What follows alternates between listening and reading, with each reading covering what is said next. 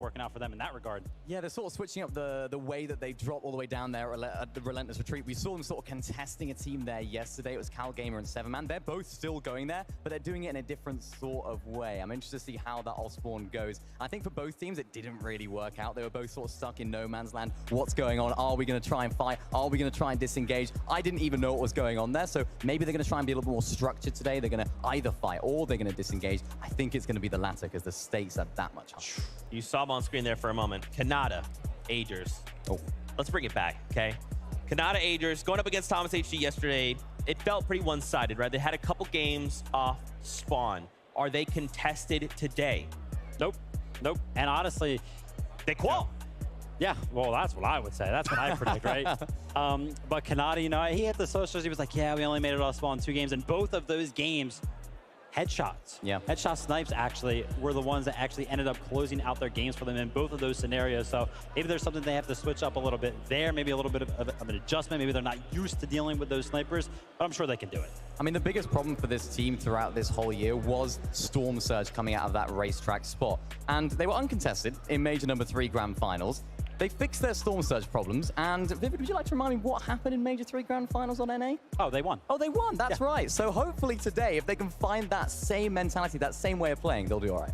Well, I'm getting word. It is that time. We are about to kick off the lower bracket of Global Championship Day number 2. So casters, take us in.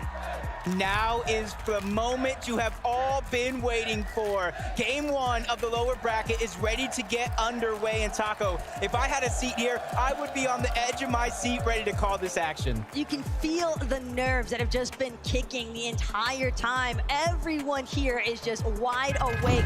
And the battle bus is as well, because we're already heading into game number 1.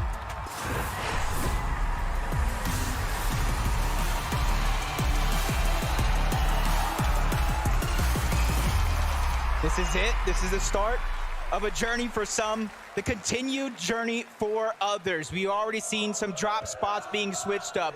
Other players are sticking straight to the plan, but we're going ahead and looking at some of these contested battles right out of the game. Reason and Janice going up against Herb and Whiskey a little bit, but it looks like they're actually going to split off. They don't want to go ahead and hold on to one spot, and as soon as they realize it's safe, they go back to the game plan.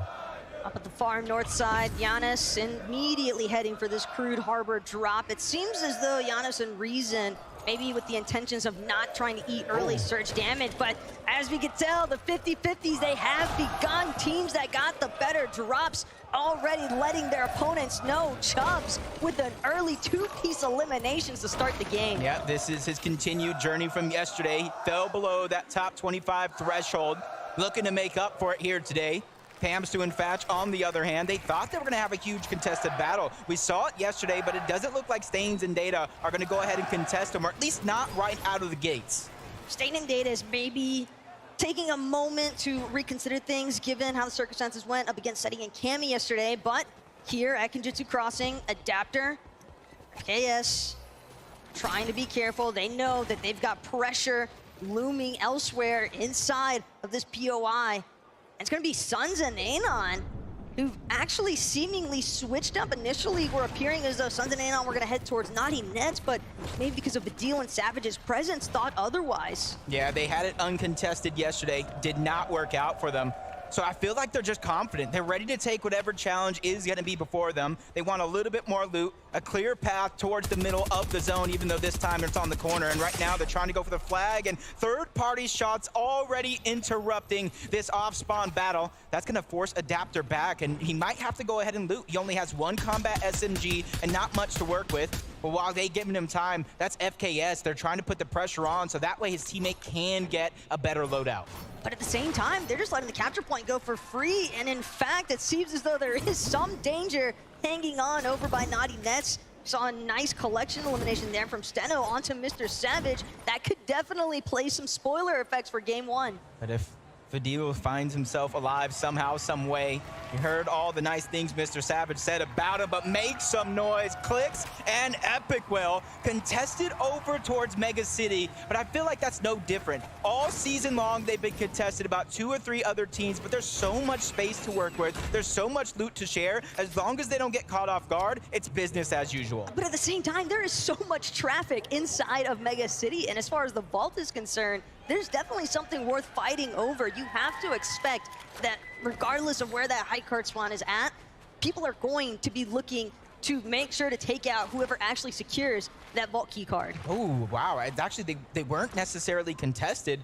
They were taken out on their drop. You saw Vidil go ahead and get that reboot card, trying to give his teammate a second chance at life. Oak is here, ready to put some respect on his name, already getting 1 elimination.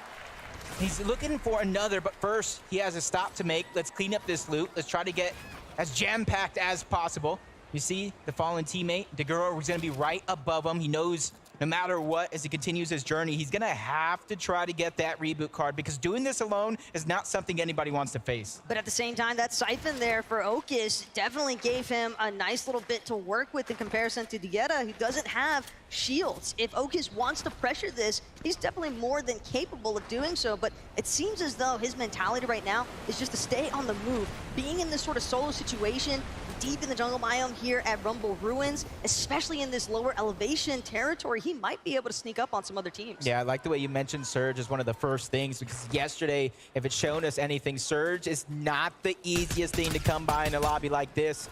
And uncontested this time around, Kanata and Agers getting a chance to fight off spawn, and immediately they go to what they know works from the past, trying to get Surge underneath their own belt, so that way they don't have to worry about it too much later in the game. But Vico and Pink, another team that has experience from day one, contested by Acorn and Cold. This time around, they're ready to take their fights to their opponent, and on the other side of things, it is going to be Bully and Shadow. But look at this hype battle as well between Pink and Bully, both of them trying to provide cover fire for their fraggers down below.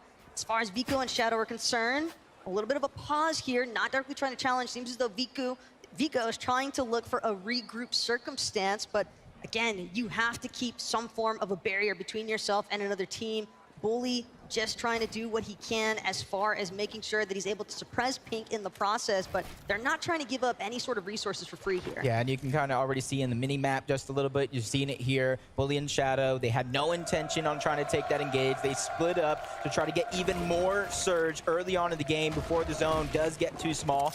Snazy and Podesai probably have the fan favorites on their side in the stadium. I hear them loud and proud already, and they're trying to go ahead and use that energy to fuel them here today. A little bit of a misstep on day one, but they're picking themselves up, dusting themselves off, and ready to put on a show. Just because you stumble doesn't mean you fall, and it's got to be such an invigorating feeling knowing that you have so many fans in the venue just cheering for you every step of the way. It's not even like these guys are getting a piece of the action right yet. They're just moving, and you've got the French fans cheering for them. It's just awesome to see that kind of display. One of the best controller players in the lobby. Polarized teamed up with Scented over on the other side. They're taking the split that in day one belonged to another team. It's probably part of their strategy. Use this to try to qualify. We'll figure it out later, because that's the biggest things. At this stage in the game, there's no reason to save all your secrets for that championship Sunday, because you have to be able to make it there. Miniminer said it himself to open up the show, because what good are those strategies? What good are those tricks underneath your sleeves if you're not able to use them in the biggest moments possible? Trouble now. Not for Podesai just yet, kind of lurking around this bush. He knows that he's got a couple contenders down beneath him, and as for Shalom and MK Papa, they want to take their time. I mean, kind of tough to try and fight that uphill battle, quite literally. So instead, just continue to wait things out, wait for a better opportunity to look for a rotation out. It can be difficult as well when you're playing right here on the edge side of where these zone pulls are happening, because again, for Podesai, it seems as though the intent is just to prioritize positioning. One team that changed their positioning overall to another, King, Phaser.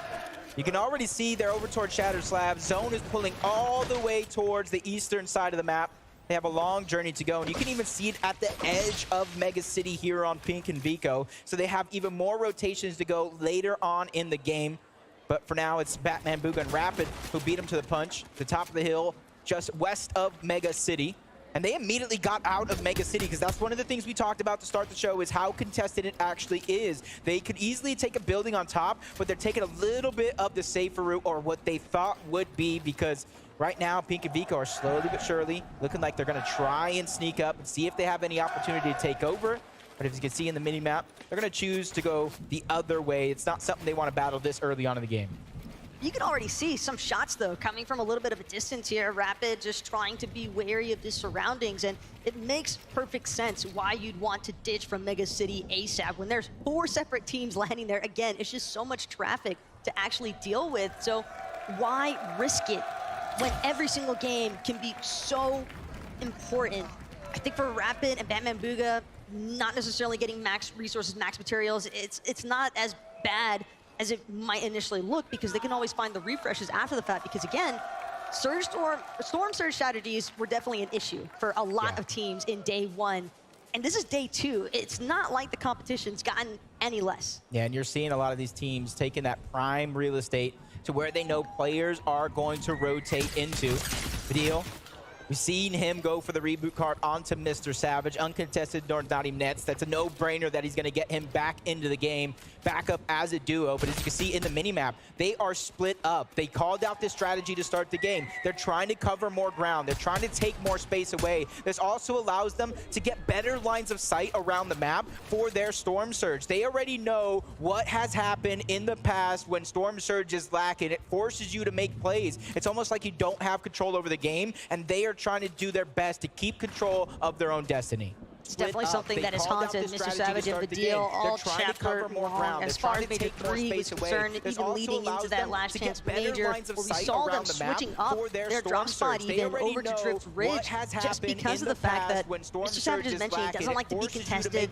Sure, they got an uncon then, but it's still never easy whether you're uncon or contested as far as establishing a solid Storm Surge strategy. Fnayan and Moneymaker. Moneymaker probably one of our youngest players competing here today, showing that anything is truly possible as long as you have a chance, and they've given themselves just that. An opportunity on the biggest stage in the world when it comes to Fortnite.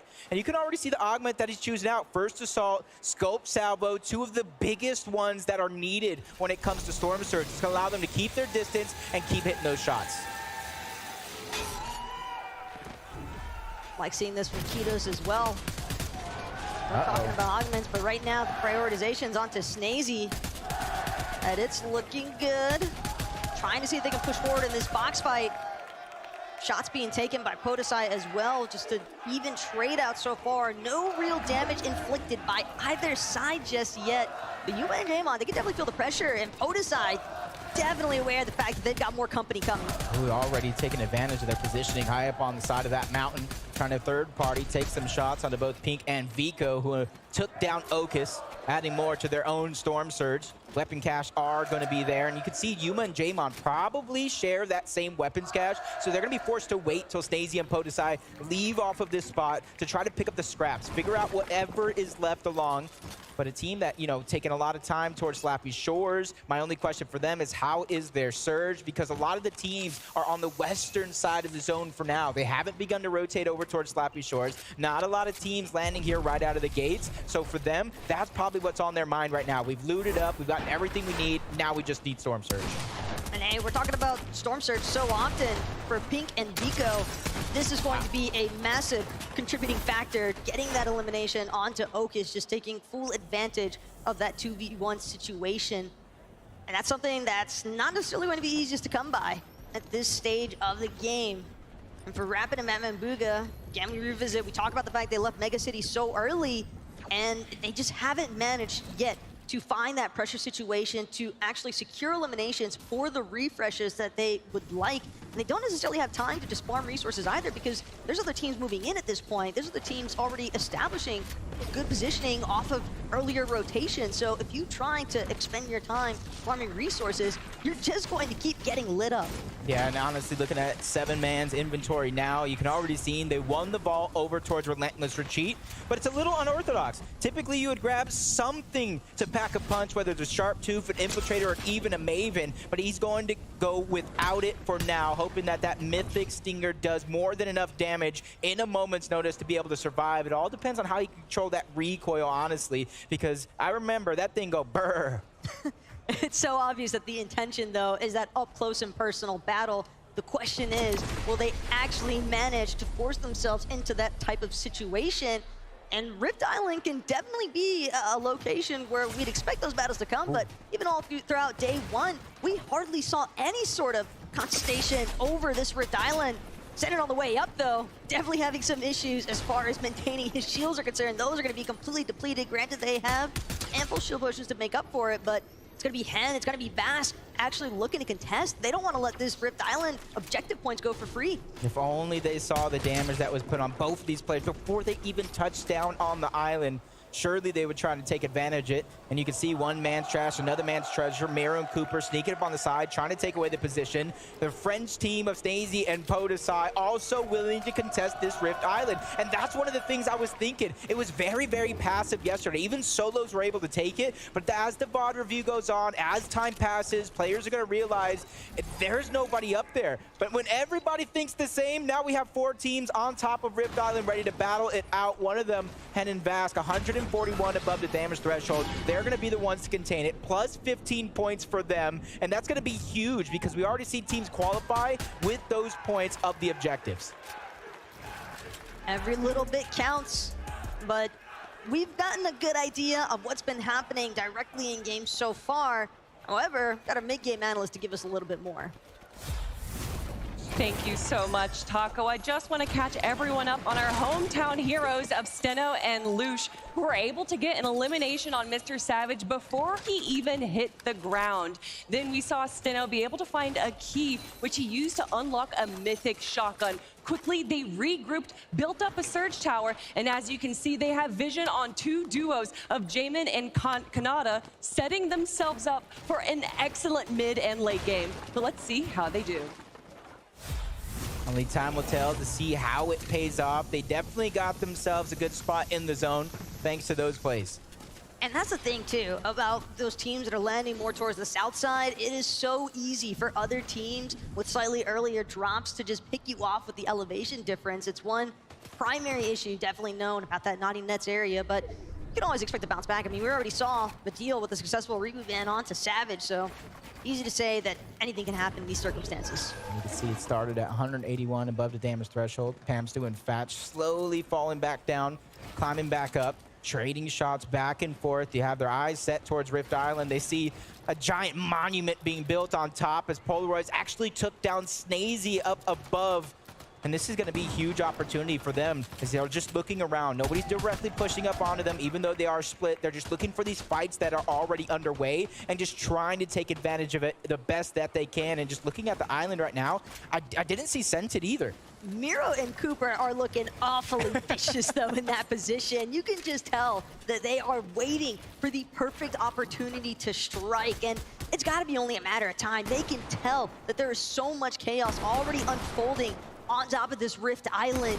Teams are just constantly under pressure, both outside and right here directly at the Rift Island. But for Vask and for Hen, again, you have to remember, they're the ones who actually secured the capture point here. So they've got some decent loot to go with it. And Miro and Cooper, if there was ever a time to try and take down another team and, you know, get plenty of refills as far as your materials are concerned and your weapons, that is definitely the opportunity. Yeah, elimination feed is lighting up. A lot of players being forced to interact with each other thanks to that storm surge. Seeing Vortex go down. Even Dukes trying to rise to the occasion here today after his performance yesterday, trying to qualify for the FNCS Global Championship Final tomorrow. Jaemon goes down. Yuma's going to have to leave him behind, but he's only 72 above the Storm Surge threshold, but now he's becoming the focus of multiple teams in this lobby right now. It's not looking good. HP is going to be down low. Shields are going to be ripped off, and the shots continue. Finally, though, he does have a short moment to breathe, but that's only going to give him enough time to pop one Mimi. The Shalom and MK Pop are over on the other side. They probably know that he's a solo. They saw him crash land in with that rocket ram, and this is something that they're trying to take advantage of. For Shalom and MK Papa, they've just been playing bouncer responsibility on this edge of zone, and granted it just moved in a little bit tighter, but for Yuma, now you could see him starting to get lit up by some of that Storm Surge.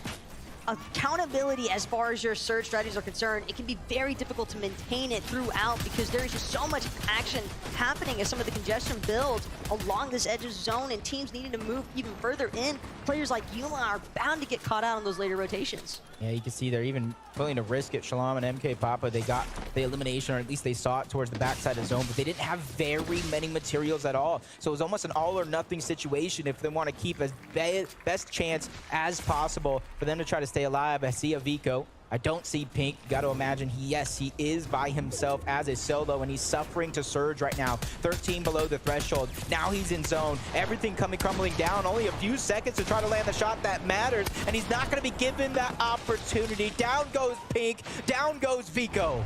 But a massive pickup there for Yuma. Still utilize that rocket ram to try and close the gap even further and make sure that he's maintaining a decent distance on that backside of the zone. Kanata, meanwhile, next to Agers, trying to be vigilant with his awareness. And again, so many teams just trying to keep tabs on where everybody else is in the lobby. And players like Ping, there are a decent amount of pressure here, but they will manage to prevail. Nicely timed shots, nicely placed aim as well with that sharp tooth to ensure that they can acquire that elimination. Yeah, and since he got eliminated altogether, gotta imagine Moneymaker went down earlier on in this same game. We saw Polarize, the one that took down Snazy, leaving Podesai by himself. At least he's above the damage threshold for now, but quickly falling below. Now he knows he's gonna have to try to find and catch somebody off guard, because otherwise he's gonna have no choice but to try to get in the box. Slowly but surely biding his time, trying to make sure that he makes the right play. And this is an opportunity for him to really rise to the occasion by himself. And with Storm Surge shutting off for now, that at least allows him to breathe, restabilize himself in that position. Edgy goes down outside of zone. It wasn't a knock. So Duke and Edgy are also out of this game. Action is moving so fast, and we're not even into the placement points yet. The zone pull, a little bit brutal for some of these teams as it just keeps getting closer and closer to that edge side. And again, for Agers and Kanata, as we get another opportunity to see from where we last left off with them, Kanata's got to be careful with this rocket ram on the landing. So many teams, and right on the side of this hill. It can be difficult. He's trying to work his way back up already. Fully understanding the fact that he doesn't want to have to play from the low ground, but he'll be forced to take shelter, utilize some of this Memnis. Unfortunately for him, only has those mini shield potions, won't actually get an opportunity to get full shields. And for Agers, this is even worse. Yeah, he only has 23 HP, doesn't have time to sit back. Nice shot's gonna be fired. That is a huge siphon and refresh for Agers, because now he's boosted up in the mats. He has a little bit more HP to work with. The flopper, the med kit he can use in-game, and if him Kanata can find a way to reunite, he has the minis and another knock onto QNDX. Agers doing what he did in their championship run. The siphon's gonna be picked up, but he has to get to zone. This is a 5-tick. Time is running out, and another Menmith. Miracle upon miracle landing in the palm of Agers' hands. He's trying to do what he can to make it across, but this hill phase is just so problematic. Still, the Menmis plus the med kit, he just doesn't have the mobility that he'd be hoping for. With so many teams having already pushed in, he might just barely make it in the nick of time. He's got to find another siphon opportunity, but even just making it this far is more than enough. I feel like I heard him on stage. Don't worry, Kanata, I'm coming. Don't worry. Medkit being used, minis being dished out, and they're back into the game. The resurgence from day one as we get a replay from Clix and Epic. Well, one of the biggest teams everybody came to see. They get get aggressed on due to Storm Surge, and they shine bright. Storm Surge is not a problem from them as they pick up 2 eliminations.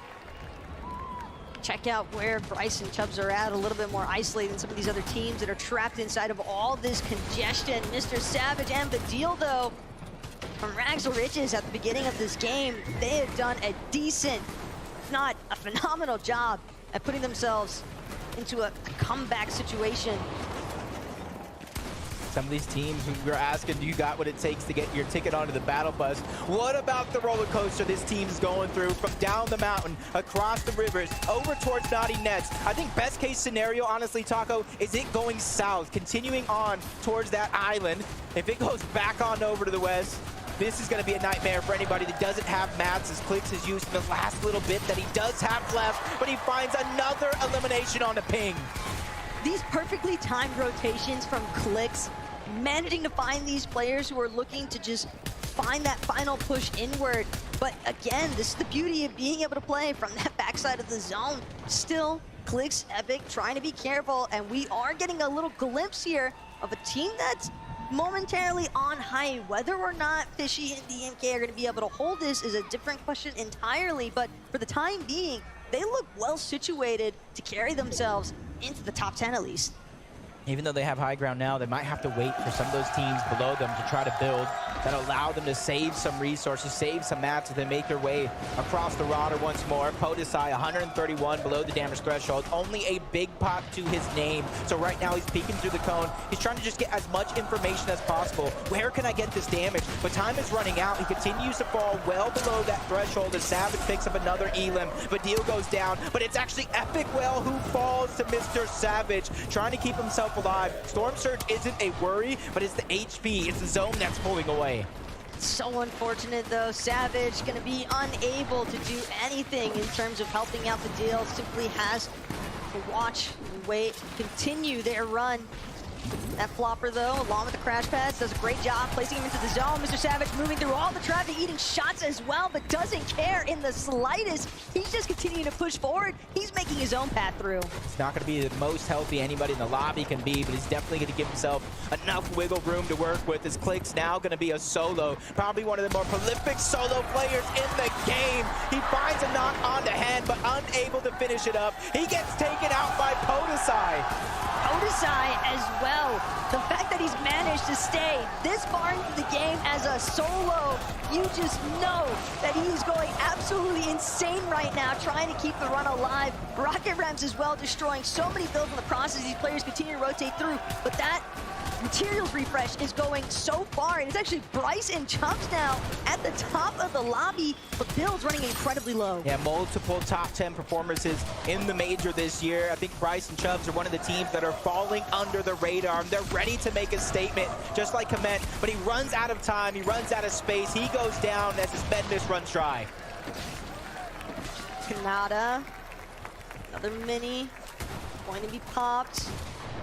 The patience. It's so hard to be patient through all this chaos as well. It's so easy to get distracted and think, okay, this is the perfect time to strike. A drop down to the low ground here for Kanata. Recognize the fact that he's got some players directly above him.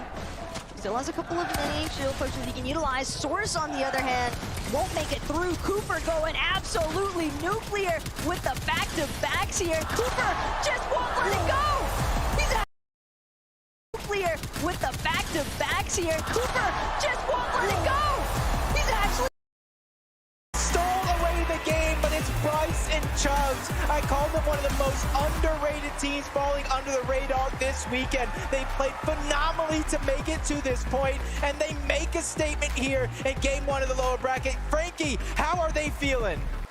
How are you feeling? I mean, my friends up in the karting booth would like to know, so I will ask you first, Bryce. I'm feeling good.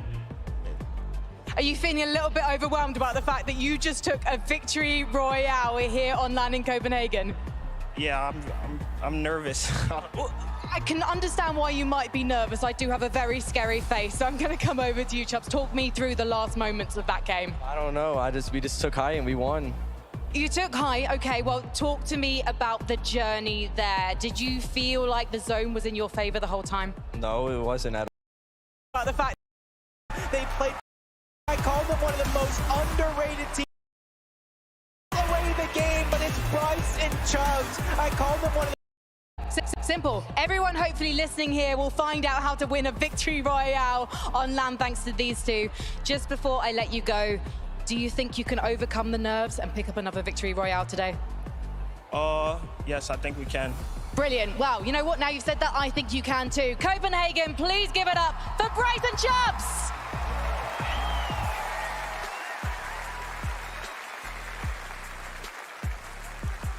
You know, I thought the games yesterday were crazy, but game number 1 of the lower bracket does not disappoint. Bryce and Chubbs taking forecast, using that to just help them get ahead of the storm, even though they were in the toughest spot. It didn't matter. They were able to adapt. Yes, there's some nerves, but they overcame. I love that interview, right? Getting asked, hey, do you feel like the zones were in your favorite? No, they weren't. I don't think they were in anybody's favorite mini. I mean, a zone pulling over to Naughty Nets and then pulling back to the mainland. That was a roller coaster of a ride. But Bryce and Chubbs, they found the high ground in the end, and they made it work. I mean, these guys land all the way to the north of the map, even more north than Creaky Compound, so high up there. Of course, as they mentioned, they had the forecast, which helped them get the step ahead. And I really love the way they took height right there. A little rocket ram play to knock out Towels and Fishy, who were up there for seemingly a long time in that end game. And from that point on, they were just riding out all of their materials, all of their heals. I think at one point there in that end game, I think I saw Bryce with a fishing rod. You know when you're carrying a fishing rod in the last zone, things are looking rough, but it didn't work out too bad for him, did it? Absolutely. Game 1 here on day 2, the victory royale. I'm sure for them, they're feeling a little overwhelmed, and now they just got to bring it back. More of what you do in game number 2. Now let's take a look at these standings. I want to see how this went. Now, of course, there's actually so much to talk about. Really quickly, let's highlight the duo in second place there, Cooper and Nero. We saw Chubbs and Bryce. It almost could have gone the way of Cooper, but riding as a solo rider, still a second place after the first game. That is a way. We hit the ground running. Yeah, I'm really, really glad you brought these guys up because yesterday wasn't too great for Cooper and Miro, and I love the way that Cooper played that endgame. Such a clutch moment for him. And paired up with Miro, when these guys got together, I think a lot of people were asking questions. Wait, Miro is playing with Cooper? This up-and-coming player? Miro himself? And I think Cooper has just proved why he deserves to play with Miro, a player of his caliber. He's clutching in the big moments on the big stage, and it didn't quite work out in a victory royale for them, but what a start. That's the exact start we want to see from them to improve on yesterday. I got to point out, though, it was close, right? Cooper finding the one knock, I was like, wait, it's doable. I think one more second, I think he would have found that other rhythm and clutched it up. Mad close. Another duel we have to highlight, Aegis and Kanata being uncontested. Man, the way they navigated that last little bit of endgame there, I just love how kind of brave Kanata went. Like, I don't know if brave's the right word, maybe just like crazy, right? Like, let's just rocket ram on the side of this kind of cliff and we'll just see what we find. But once again, man, you're gonna do what you have to do. And for him to have this start, this is the surge we need. You're going to say, oh, the way that they traversed the end game. No. This was a Kanata solo clutch. But let's not forget, Aegis had his own just right before this and actually made his way all the way to Kanata. So it was almost like they were kind of like passing the torch, right? It's like, oh, okay, I done solo clutch. Now you go ahead and get us a couple more points. Third place. And I mean, I want to point something out. Look at the top 4. Look at the NA representation at the top of the leaderboard right now. Yeah. I mean, they're doing good. It's good to see. I like it. You know, they're doing very good. I mean, we still have time. 4 more games to go, right? I have big expectations of people like Janice and Reason. Even, can I remind you, who took control of the island in that last game? Was it an EUGO? Yes, it was. I'll give you the answer straight away. And that was something that I was really surprised at as well, that island contestation. Yeah. So many more teams went up for it seemed like, but no one wanted to go all the way and try and claim it. It was Han and Vasquez who ended up saying, you know what? This is ours. It doesn't matter about anyone else. I think everyone else kind of like half went for it and think, you know what, I'm getting off this. What's odd though is like, yes, for like one moment, right? They're right next door. And then suddenly it's like, you've got Snazy Podesai rifting on up. You've got people kind of hopping over old builds. But why did no one want to take this fight, right? If we're all going to take and burn our resources or do whatever we have to get up there, Why did we just give that to them for free? You know, me and Minnie, we were watching sort of the west side of that zone, and there were so many teams that actually ended up being congested on that side of the zone, which means that all of these teams that were actually up on the Rift Island, they were happy with their position because they were getting free damage, right? Free shots off on so many teams below them. So why would you go ahead and take the fight? I mean, sure, you know, the capture point is worth those 15 points, but when you can get that much surge and actually traverse it into the end game, you might as well take that opportunity. Yeah, exactly. And we were speaking about these sort of Storm Surge strategies. We often see teams build Storm Surge strategies depending on how the lobby works. Who's landing where? How can we rotate and get as much damage as we can? These guys haven't had very long at all to prepare for this, right? They haven't had a time at all. So I'm expecting some more drama in the next few games. Absolutely. And why don't we hear from the players themselves? They have their own thoughts on mid-match objectives. Take a look. The mid-match objectives are really important towards the game. That could be the difference between you winning and you getting top 5. Big risk sometimes, but if you're good at fighting, it will make the game so much more easier. For the first objective of the game, the Forecast Tower, there's a lot of reward. I mean, you get 2 slurps, a gold AR, and you can see the future zones. Você pega uma torre que ela prevê a safe, né? Então, isso é uma vantagem tipo ridícula. 電波塔は取ったら1取れるぐらい重要です。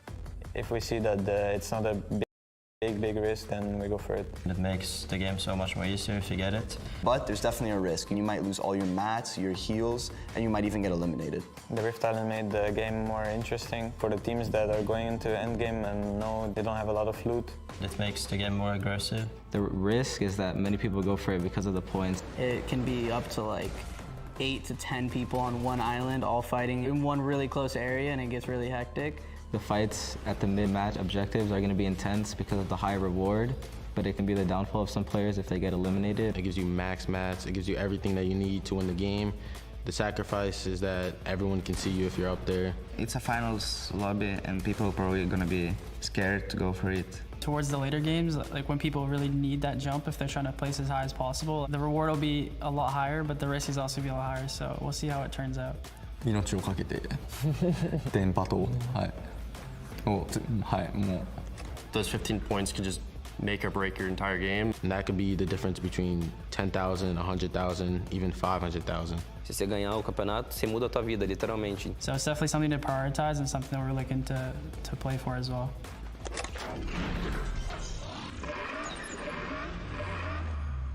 The 2 takeaways. Forecast Towers willing to put their lives on the line for it, and if you get the Forecast Towers, you're probably going to end up like Bryson Chubbs there in game number 1, finding their first Victory Royale of the day. Yeah, and they got 3 points for it, even though it was Hen and Vasquez that were able to get the 15 for Rift Island. That's just showing overall how important it is to plan around these things, but also have a plan B just in case things go wrong. But the right thing is game number 2, and it's about to start now.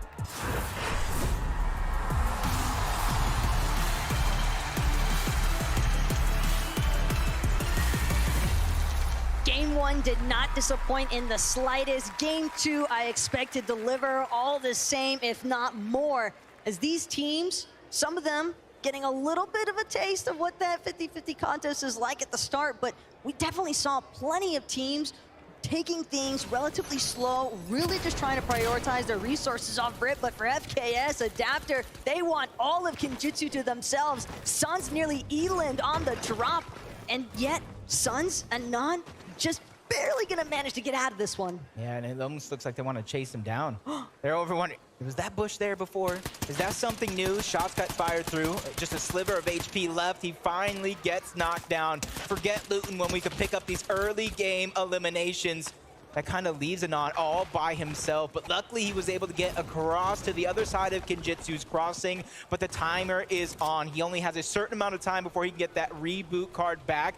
Luckily, though, Suns hasn't been fully eliminated just yet, so the timer actually hasn't started just yet.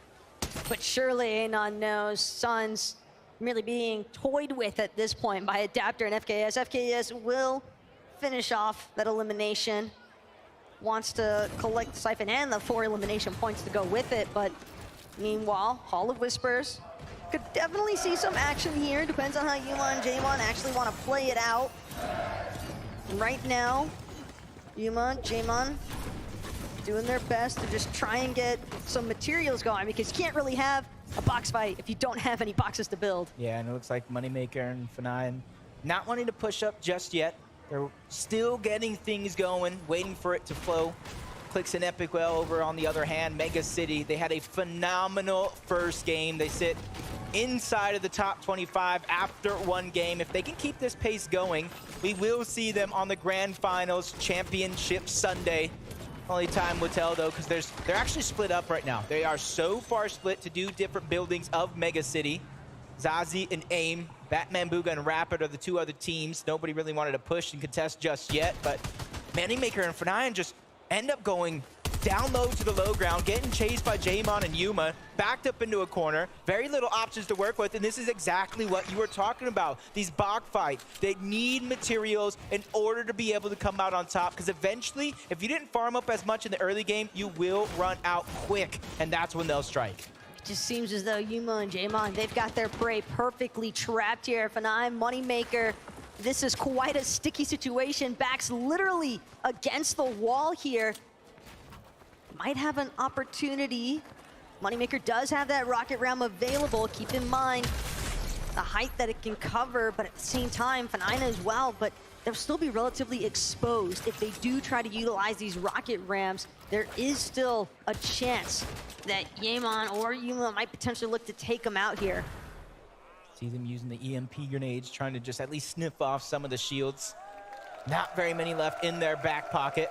Snazy, Podesai over on the other side of the map, looting up pretty safely. Not too many teams contesting them. Maybe one north of Shattered Slabs. You know, King and Phaser are over on towards their left, and a double contestation on their south towards Relentless Retreat. And they're kind of using all the time that they have to their advantage, so that way they can have these safe rotations. That way they have an opportunity to play out, and they're going to be one of the first teams rotating out of that side. And Taco, I think we've seen this strategy before. FHD and Hero might be doing something that only one region has done so far on the weekend. Zagu and Beppo are somewhat of an inspiration, one might say, as far as this strategy is concerned. I mean, you can see Bing trying to crawl away here, but that's just not going to be a possibility. The damage is being farmed. We talk about surge strategies all the time, and hey, if it works, it works. Right now, you've got to be able to capture the other one, but it does look like Don was able to kind of get his teammate eliminated. No free surge for you anymore, and he's hoping they move off that spot so that way he can get the reboot card back, get his teammate back into the game like we saw so many times in Game 1. And we saw how fruitful it was on those reboots. They were able to get far into the game and kind of make it worth their while to go for such a risky attempt at that. Kaizen and Clement split up, looting up, safe as can be. But Hen is doing the same thing, and nobody is nearby, at least for now. But the zone is going to force these guys over towards the east, maybe a little bit towards the north, so eventually they're going to run into some problems. Hey, look, we talk all the time about players splitting off from each other, looking for opportunities. One might be prioritizing farming out resources, the other looking to try and secure as many search tags as possible. But when you are this far apart from your duo, you have to be certain that you are not going to have some unexpected companies spring up on you, because if that's the case and you're not able to actually provide that backup that you would like, it could be a very quick downward spiral before you have a chance to recover. King and Phaser, on the other hand, though, they're just looking to stick together. Death and Tahi, looks like they wanted this fight. It's a bird, it's a plane, no. It's just Death and Tahi trying to go up and over King and Phaser. Didn't work out. They land right at the top of that mountain along with them. Shots going through the build for Phaser. Him and King, they've... This is the surge we need. You're going to solo clutch, but let's not forget, Azers had his own just right before this and actually... Suspend this run. Think, okay, this is the perfect time to strike a trim. Still has a going absolutely nuclear with the back-to-backs here. Cooper just won't let it go. He's actually here with the... On the other hand, won't make it through. Cooper going absolutely nuclear with the back-to-backs here. Cooper just won't let it go. He's actually got it. Look, it's actually nice and Chubb. I thought it had... grab their spot in zone so that way they can look back, try to hold people out. And already you're seeing where these players are positioned at towards the northeastern side of the zone. They're kind of hoping it goes over towards Brutal Bastion, maybe even Sanguine Sweets, something that they can work with so they can hold their spot and gatekeep these players out.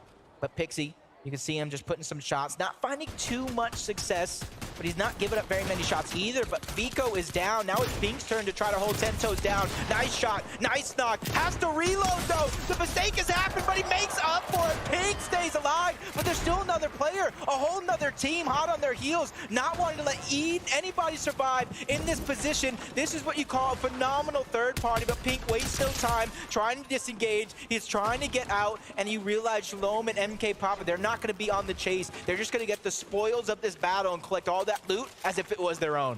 Pink definitely already got what he was looking for, though. Vico's reboot card on top of some initial materials to build with for his escape there. Nice utilization of the crash pad as well, just not trying to waste any further time. He already secured the clutch that he needed to for his teammate, and it's definitely early enough that he could certainly look for a reboot opportunity there onto Vico.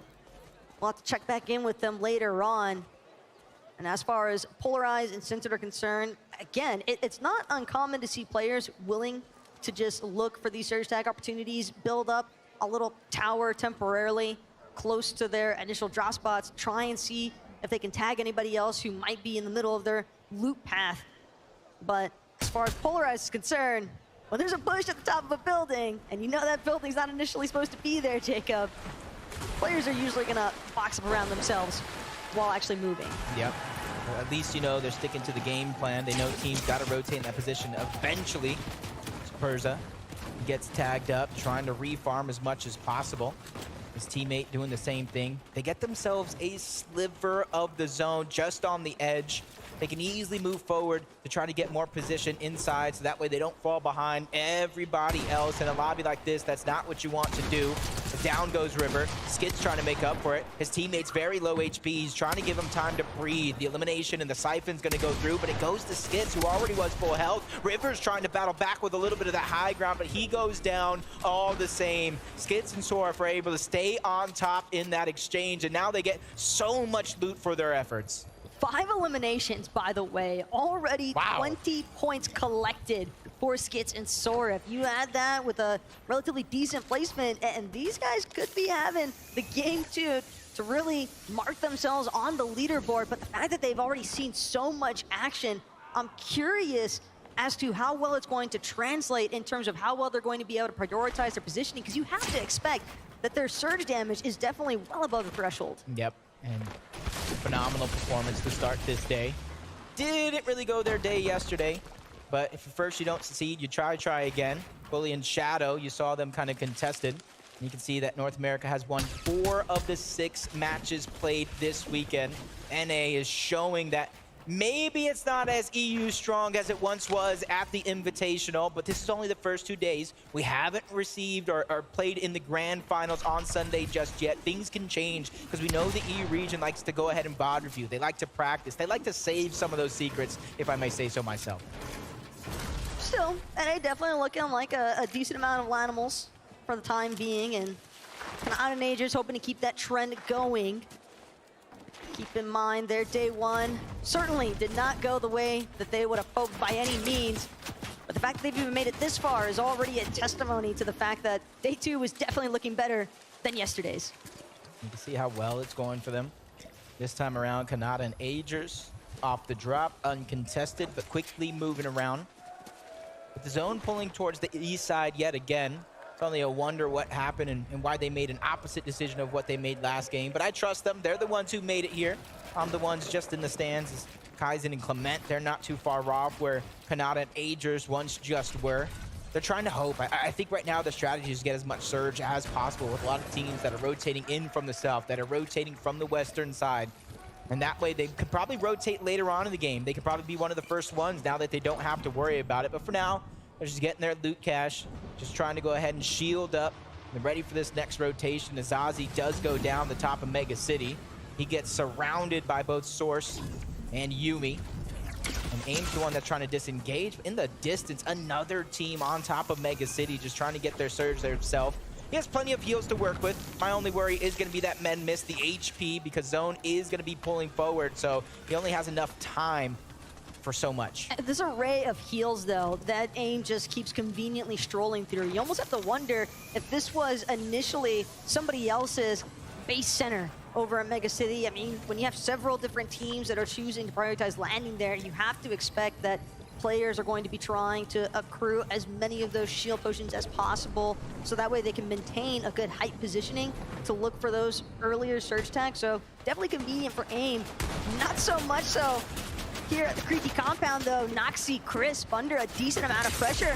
Head down overview, but it's going to be Shallan and MK Papa that are making the first strikes. And you see they're fighting over that weapons cache, and Noxy and Chris, that third party, is like a fly at a picnic, just buzzing around, just taking some damage, forced them to kind of disengage off the fight that they were trying to be the aggressors on. And for Shalom and MK Papa, this is their chance here. They have the opportunity with so many extra heals there. They're already in zone. They could keep that base as theirs. Look elsewhere for Surge. Spot some teams trying to go for Rift Island. You saw them flying through the sky like majestic eagles.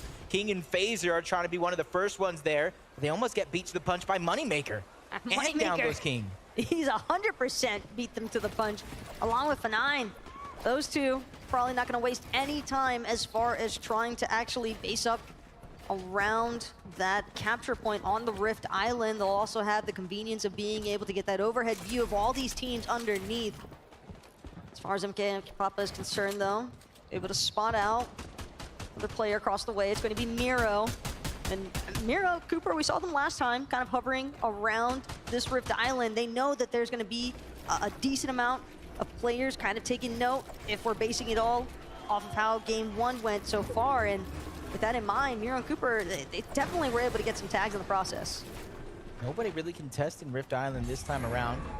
Looks like it could be a possible 15 free points for Moneymaker and Fnayan. They're going to secure that underneath their belt and all the loot that does come with it. Hen and Vasquez were the other team in game one to make that one come true, but this time things have gone a whole different way. They're below the Storm Surge threshold, slowly falling farther down. 63 below, though, with nice shots. I think to Vasquez, he gets the rocket ram out. He wants to finish and clean up some of those shots, but it's King and Phaser over on the other side, and he's ready to have a crash landing. First one goes in, second one lands right next to him, but a couple of shots land onto Hen on his way there. That's going to slow things down just a little bit, and that could be a blessing in disguise for King and Phaser, because now they have a chance to stabilize. That's the problem as well for Hen and Vasquez. I mean, you spot a great opportunity to actually look for an elimination process, and yet on the way over, you're immediately lit up. There's just no such thing as a free rotation in these types of lobbies. But for King and Phaser, that little moment of breathing room might be all that it took. As they look to continue playing through the backside, King's gonna find a good left side peek opportunity. Doesn't necessarily connect though like he would have wanted onto Hen, but Hen and Vax, they're under enough pressure as is. It's Moneymaker, keep in mind, he was the one at the top of Rift Island. Seems as though Moneymaker and F9, they're ready to play with everybody else on the bottom. Yeah, they thought they had their line of sights in their favor to where they were directly under Rift Island. Somehow Moneymaker did find that angle. Like I said, it just takes some time for a player like him to try to heat up. As Hen's now stuck by himself. Luckily thing for him is he's above the damage threshold for now, but he knows that it's right around the corner.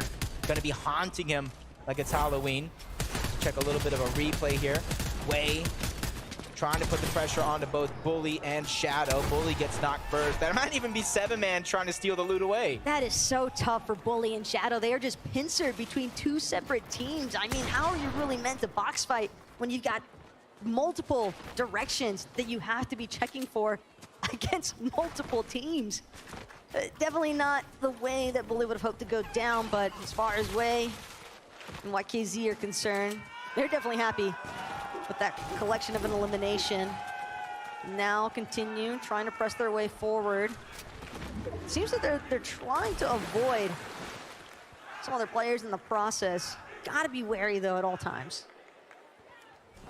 Clicks and Epic Whale quickly rotating out of Mega City this time around, or at least in comparison to their competition that does land over on that side.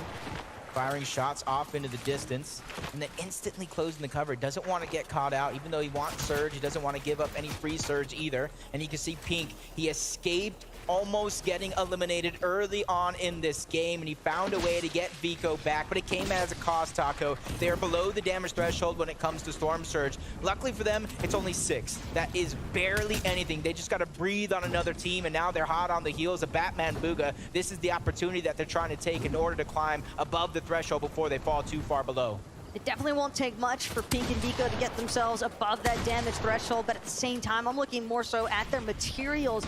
Not very many builds for Vico to work with, and again, that's largely due to the fact that they had to go for that remove ban opportunity. They didn't actually have the time to look to farm up as well as they would have liked, given the pressure they were under earlier. Vico, he's also going to eat too much damage in the process. They're trying to make it into the edge of zone, but it's just being safeguarded by so many teams already set in place. Wow, nice shot from Pink onto Rapid. The Batman Bugha there to save the day and instantly going for that revive, judging by the slurp juices as well. Waste no time to heal on back up as fast as possible. And that allowed them to get Surge, even if they might not have necessarily needed it. But from one team down below Surge to another, Clement and Kaizen, but they're in a whole different situation because their Surge is now active and they're taking so much damage, and all the heals have finally been used. So time is running out. Lushi goes for a Pink. Nice shot's going to be landed. Even he is below Surge. These are 2 teams below Surge going at it. Clement tries to go ahead and bull rush into the box. He gets denied that opportunity. Lushi with only 20 damage to do. They box up Clement. They get that elimination and a huge amount of damage to boot. It was just a moment of desperation there from Clement, but what other options did we realistically have? And even for Steno and Lushi, they collect that elimination, and it's still just barely going to be enough to put them above that damage threshold. This lobby is moving and not in the direction that they would have hoped. Well, this time around, you see a lot of players, even if they're above, it's not by much. It's not a feeling of comfortability whatsoever. But they know these opportunities will continue to come later on the game. Kaizen is able to do some damage before falling. Almost taking down Lushi. Steno there to save the day as well. 27 above though. Slowly but surely climbing. But 98 in a lobby like this isn't much at all. But they have to just take it one step at a time. One foot in front of another. Suns and Anand though. The fact that they're still making this work after how this game had started off for them. There's definitely some pretty good stuff here. Saw them talking about it earlier on socials. They're going to put Oshi on the map. And that seems to be the intent here in game number 2. But first, they've got to make sure they're able to acquire the position that they need to be in the first place. Ooh. It's no bueno. Ooh. Storm Surge and Mr. Savage and Vidil targeting them together. Daptor's going to fall. FKS just using as much heals as he can, but Vidil and Mr. Savage, they don't want to let these 4 points and all that loot go out of their way. They're just trying to push themselves into the box, leave no option for their opponent. He's doing what he can to dance around, but the elimination is going to go through regardless.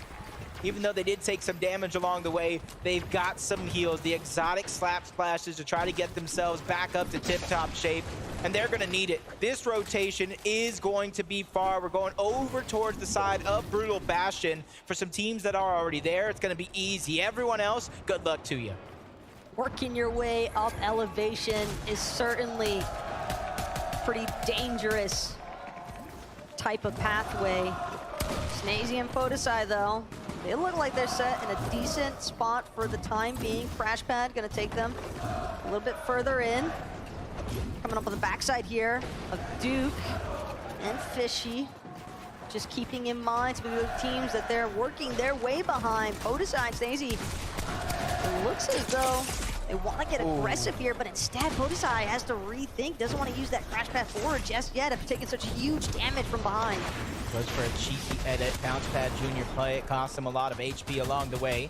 Snazy, who didn't have any bounce pad, choosing to use the first of 3 rocket rams to try to find a safe spot in zone. Leading the way. This could be a good call for them as Podesai finally catches up.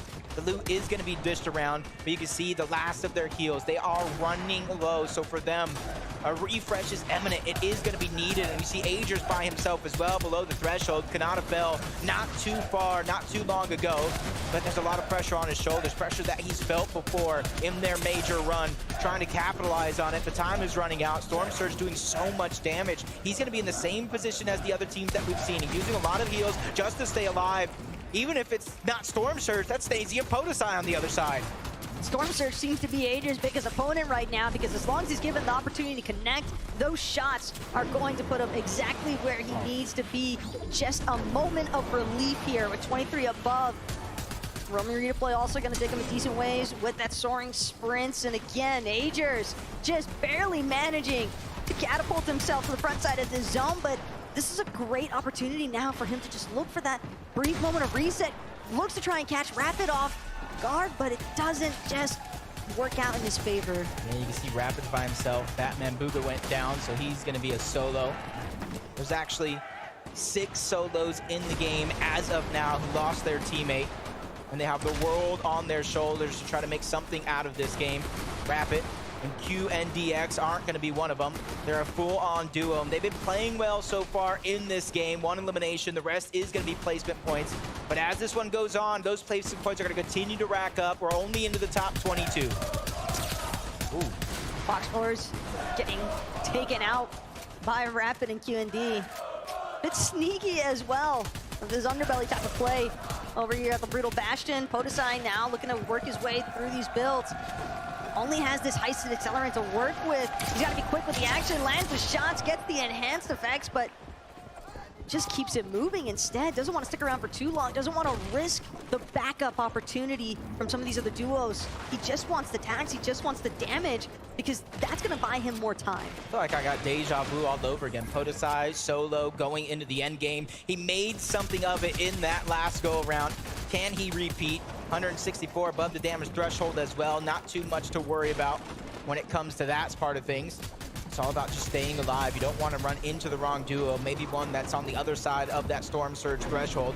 He knows so many other teams are below him. They're on top and everything. And look, this is almost like a repeat. Bryce and Chubbs on the high ground yet again.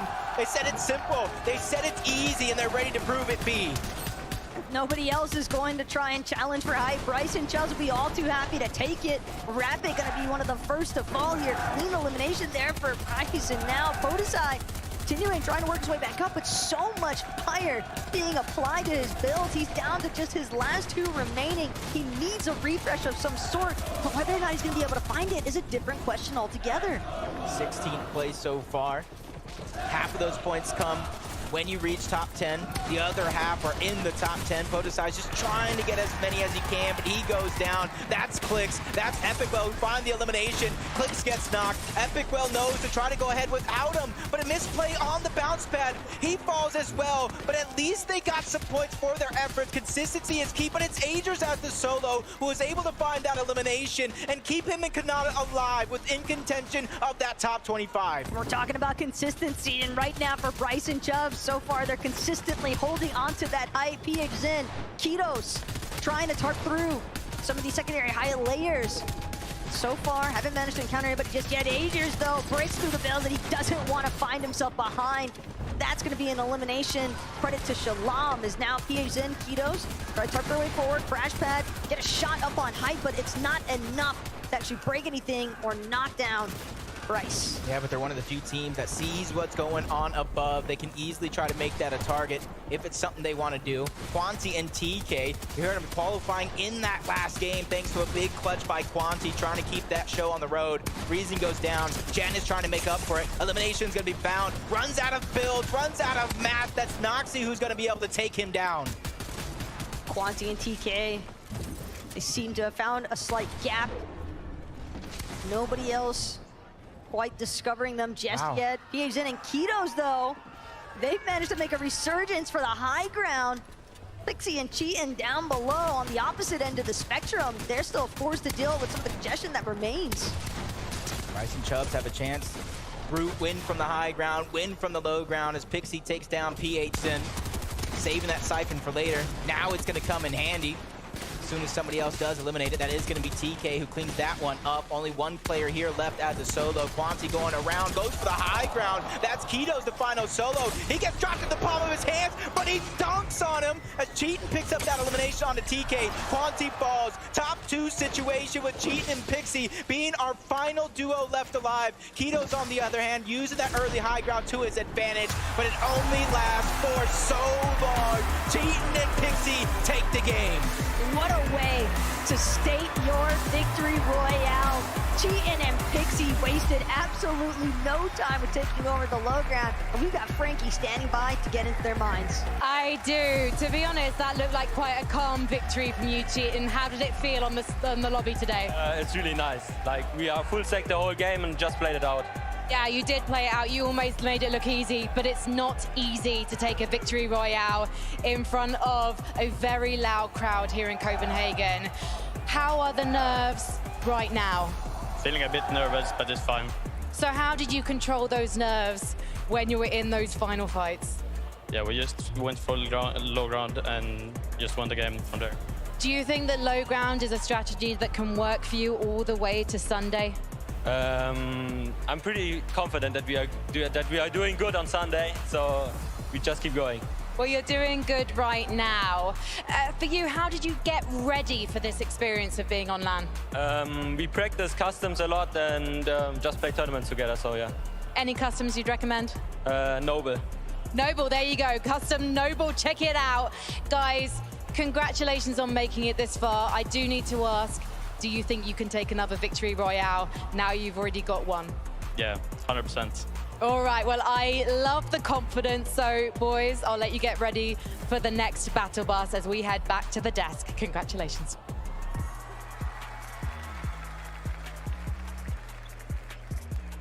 Thank you so much, Frankie. Congratulations, Cheatin and Pixie, a victory royale. Well, Vivid, that's an EU team. Yep. That's an EU team that's got a victory royale. It's fine. It's fine. Everything's fine. And it's going to be on top. It's fine. How do you feel about that one, Mini Miner?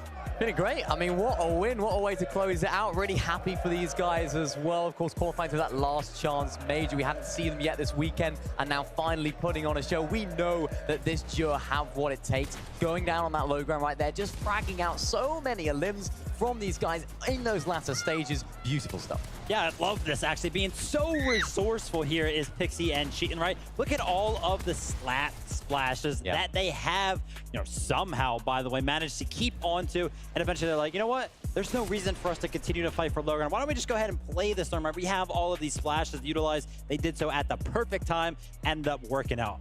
Yeah, it really did. And I love that from this duo. It just shows the brain that they have. Just knowing, you know what, let's get into that zone. Let's close out this game, because PHG and Ketos did a very, very good job there, taking height at a great moment. Didn't quite work out for them getting second, but great job from Cheatin and Pixie.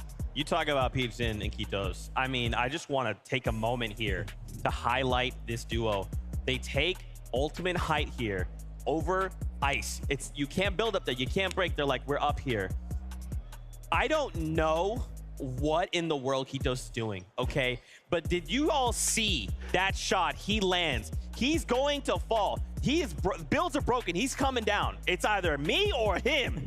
And for him, it was him. He is him. Yeah, I mean, hitting that falling shotgun shot. We see them sometimes throughout Fortnite competitive history, but that one had to be like the best one, right? He was literally falling, ended up surviving 1 HP, but the only reason he had enough HP to actually survive the fall is because he hit that shot, got that siphon.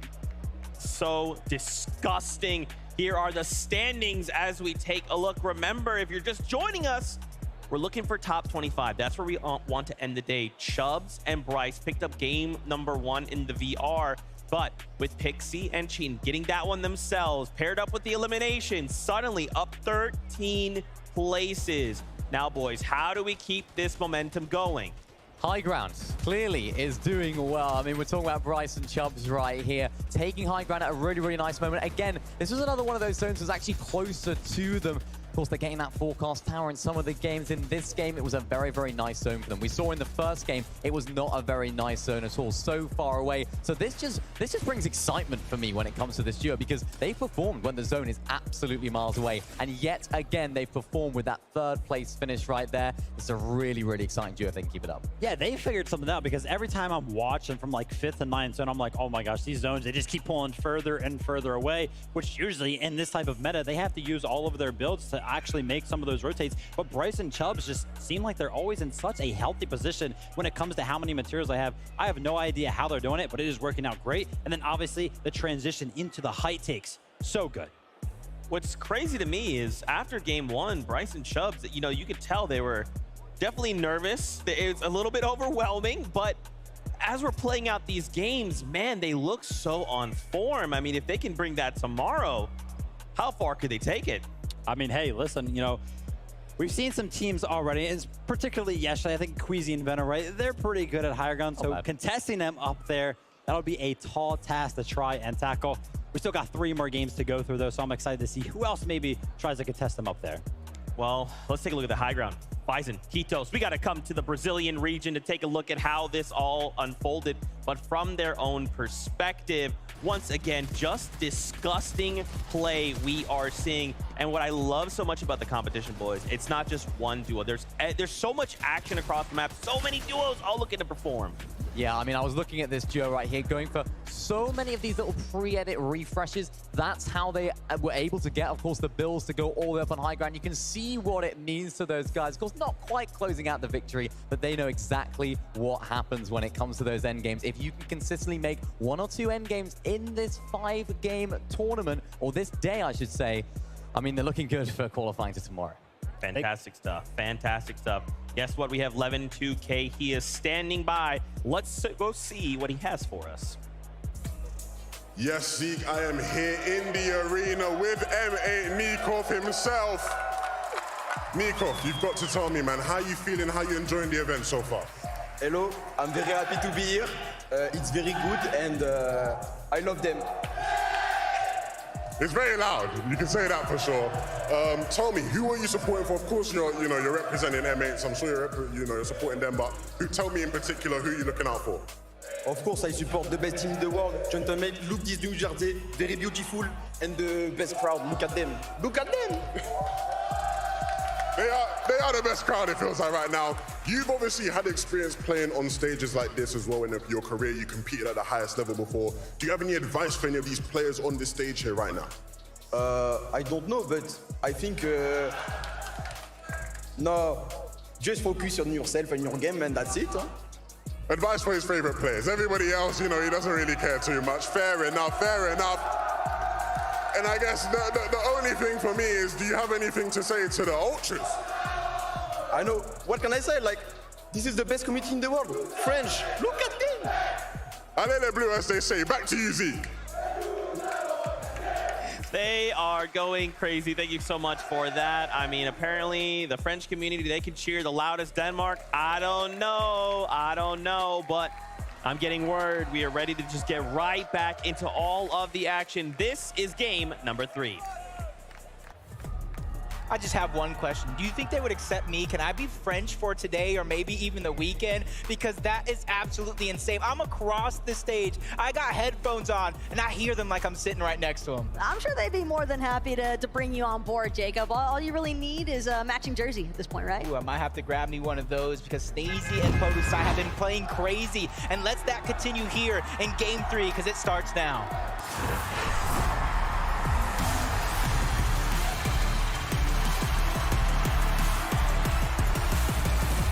This is officially the halfway point. Game 3, where teams will have their backs up against the wall if they don't reach inside of that top 25 or as close as humanly possible. I say humanly, though, because some of these guys are playing like they're robots. They're like insane out of this world. And hey, for some of these teams, keep in mind, entering game number 3, the cutoff threshold right now for that top 25 is looking to be 36 points. There is a decent amount of ground to cover, and game number 3 would be the perfect opportunity to try and find your place on the leaderboards if you haven't already. Yeah, quick to the punch. Moneymaker getting one side of Mini Bastion, getting some minis. He at least got a silenced pistol. You see the shield getting boosted up, the turrets getting tossed down. That's at least going to give them information if they cross any one of those paths. Moneymaker cuts off the launch pad, doesn't let them go anywhere. Shots are getting fired in from multiple angles, and Moneymaker strikes first. Even with the shield turrets doing so much damage, He's able to do what he can, but it's blocked off. They went for it again. Jamon's getting trapped. It doesn't matter what help you have on your side because Moneymaker comes out on top. The 200 IQ play to place those cones preemptively. The moment that Moneymaker saw Jamon make that initial escape, he was like, it's not happening again. Just a beautiful cutoff that leads to 2 easy eliminations there.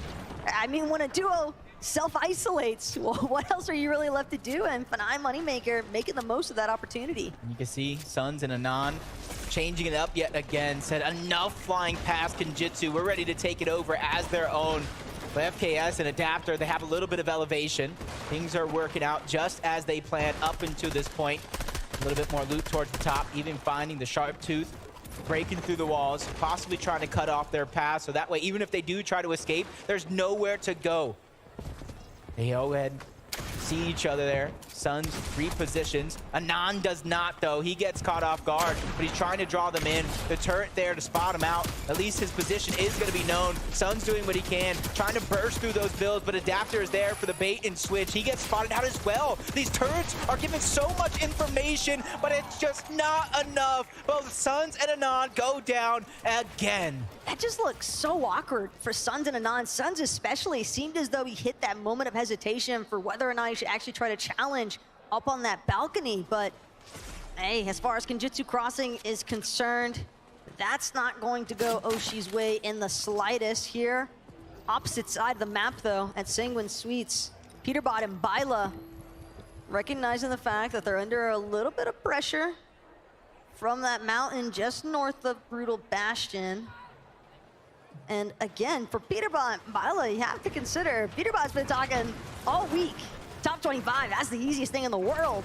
But we're here in the lower bracket, and it's not looking that easy to actually be in the top 25. Yeah, they've already pushed that one team off, trying to get Sanguine Suites as their own, but a fight that we saw in that last time goes a whole different way. Crisp and Noxy able to take down P8 Sin, leaving Kitos by himself.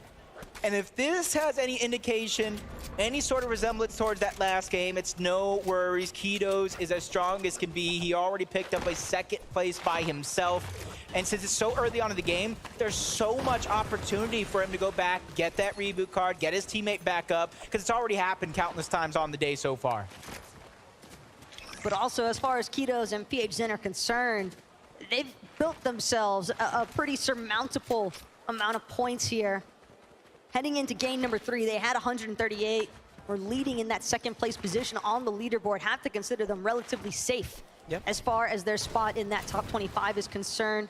So maybe not as much pressure there onto Kitos as far as whether or not he'll be able to get that reboot off onto PH Zen.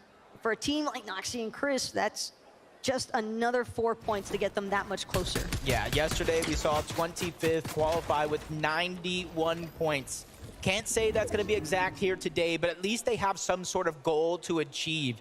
Anything is definitely possible. And you saw to start the game off that it was both Wixie and Curb on the other side, putting some shots down over towards Sanguine Suites. But now the tables have turned. They try to get aggressive, but it's the angles from both Cheatin and Pixie, the game number 2 winners, that are trying to chop him down to size. You see Pixie trying to go in, but he gets pressured as well. Everything comes to a standstill momentarily, waiting for somebody to make the big move, but hopefully it's not a misstep.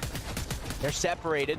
This might be the saving grace for both Kirby and Wixie because they're 2 players that are 2 different regions as the shots get fired off. He's ready to finish this fight, breaks into the box, and takes down Cheatin. This is what we came to see. A duo from 2 different regions coming together to make one.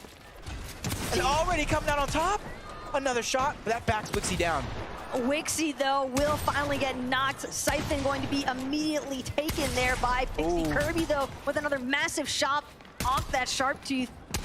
Keeps pressuring inside the box. Pixie down to 1 HP. Kirby low enough as well. He actually thinks better of the immediate push in. Whoever comes out on top here might just have the opportunity to look for that reboot card, reboot opportunity, but Kirby faring certainly significantly better than Pixie for the time being.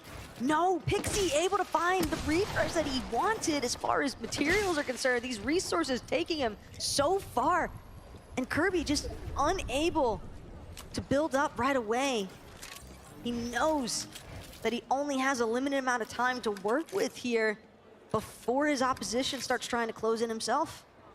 You see him taking this time. Try to pick some augments, seeing if anything helps him in this exchange. Relatively even, though, health-wise. And actually, no, Curb had, even though, yeah, so they're relatively even health-wise, but Kirby at the bottom has materials. He has the extra heals. So if he wants to try to build up to take this, drain Pixie dry in terms of materials, that could be good. But you see over towards the right side, Sanguine Sweets. That's Peterbot and Bylaw. If they look on over, see this action going down, that's a possible third-party opportunity for them. Maybe even 2 eliminations. So they have to be careful which way they travel across this mountain. But it does look like Kirby is going to be the first one to try to disengage. Got the reboot card and trying to stay alive so that way he can get his teammate back into the game, because we talked about the strength in numbers is huge in an event like this. Pretty decent tag there from Pixie, but it is going to give Kirby a decent indicator as to how far up Pixie actually is. And Kirby seemingly trying to farm out even more resources. It's clear that Kirby would like to go for the disengage, probably recognizing the fact that that pressure from Sanguine Sweets might come sooner rather than later. But we're talking about pressure here at the Creaky compound. Soruf and Skits, they're dealing with a good chunk of aggression out of Rauru and Greedy. See, it's pausing for a moment, rightfully so. You said slap dab in the middle of Creaky. There's so many teams around them, even more pushing in. They are on the edge of zone, so you have to be very, very careful, and I think they know that, and that's why things have come to a halt. If they make that wrong move, it might not be even the original opponents that we're fighting that does the brunt force of that damage. And it continues to kind of push towards the east this time around, but instead of the north, it has a southern lean when it comes to the zone. So they realize their journey does not stop here. They want to get as close to it as possible. But sometimes in this game, Taco, you have to wait for opponents to begin that rotation before you can try to escape yourself. As far as rotations are concerned, though, for Pixie, seems as though he's willing to take his time here on that mountain just north of Brutal Bastion. The problem at this point, though, Jacob, definitely starts to become just how much time is really worth investing here. Because it seems as though Kirby is definitely cool with just letting this go through and disengaging entirely. But I guess we do have a listening to get more insight for as to how the players are really thinking. Maybe we can sneak on Billy.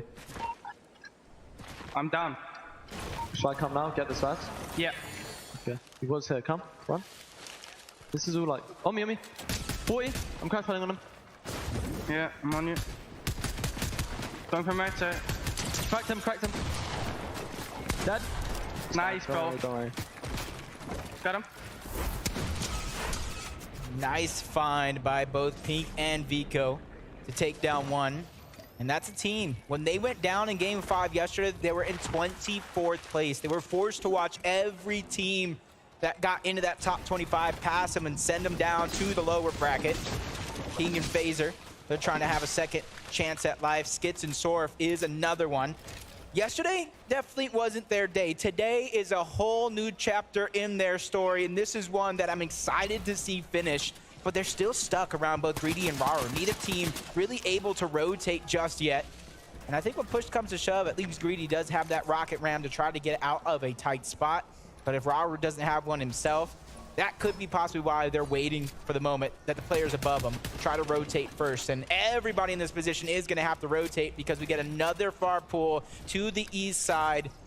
So this is going to be huge. At the same time, though, you can tell that Skits and Sor, if they want a piece of the action, if they can make it happen, they know that their surge strategy has definitely been difficult to come by. So 1 or 2 eliminations right now would put them in an excellent position to just prioritize positioning. Rotations can just be so make or break at this stage of the game, especially when you factor in that there are going to be teams throughout the match looking to acquire those forecast towers that have been such a huge help as well. And you saw that stat that popped up, 1st and 25th, the exact same amount of points through these 2 matches as they were yesterday. And if that continues, you got to look at that threshold from when they qualified. 25th yesterday in the upper bracket, had 91 points. So that's the threshold they're looking to come close to, even past, to give themselves the best chance to reach our global championship final. First place is $1 million split between two. That's more than enough money even I know what to do with. Well, it depends on who you're asking. True, I might just buy food, $1 million worth of food. Noxy, Chris trying to rotate away. Hen and Vasquez trying to make up for that last game. At least they have the Rift Island underneath their belt from game 1, giving them a 15-point boost. They just have to try to continue that pace. They've done more than enough work in the first half. Sometimes it really feels like nobody wants to be the first person to shoot. When you can tell that there are so many other teams surrounding you, the moment that you sound off shots, it just draws so much unwanted attention. And then you have to split your focus. And how many times already have we seen teams where they try to separate a duo? Maybe they're temporarily successful, but even with that circumstance on the mountain north of Brutal, but more on that later. Because right now, Skit, Sorif, we're talking about them wanting to get a little bit more active here. Shot not going to connect in the way that they would have hoped.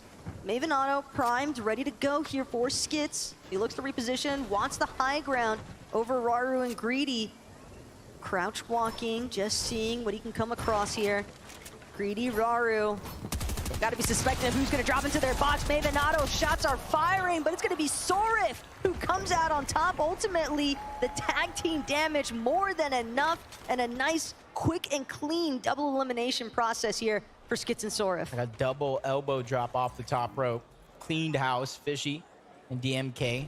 Trying to go for Rift Island. DMK taking some damage. And that's the thing. Even though there's a lot of elevation, a lot of line of sights over on the top of Rift Island, for the players that are in the distance, for the ones that did build their surge base, that also allows them to go for those shots onto you on that Rift Island. So far, nobody really contesting it. Maybe one team nearby thinking about it. But I don't think that one's going to come to fruition. So for them, it is going to be a free 15 points. A whole lot of loot on top of that as well. And a pretty decent spot to look over the rest of the lobby. Maybe catch wind to players like Savage and Medeal, who've got their split bases right now. Not too far off from their initial dropping point as Medeal, Savage, or at least for Medeal's concerns, he seems like he's more primarily interested on trying to get some tags in on these teams at Mega City. And I like this approach, though, from Savage and Medeal, because they're both trying to just focus in on two separate angles to attack towards that high ground territory for teams that are trying to base up on some of these buildings here in Mega City. They've already got their spot inside of the top 25 for now. It's all about holding on to it, staying consistent. But at least they got a ton of the hard work out of the way. MK, Papa, and Shalom. Kind of looks like a free rotation in towards the zone, almost 300 above the Storm Surge threshold. So for them, things are, it's almost looking like smooth sailing for now. Not much to worry about, but as the zone continues to pull in that direction, if they don't get it, they're gonna have to battle through some of these teams. It's looking like a predominantly dead side rotation here for MK, Papa, and Shalom. And the question is, how much surge were they actually able to acquire throughout that process? Because I've seen plenty of times teams, they'll have great positioning because of dead side rotations, but they won't have the surge to go with it, and then they're forced into moments of desperation where they're essentially forfeiting their ideal positioning and oftentimes their lives in the process, because what other option do you have when you've got that Storm Surge damage raining in on you? Man, you see Clix looking towards the backside of the zone. He's trying his best to not to have to worry about that Storm Surge. Doing good so far, 259.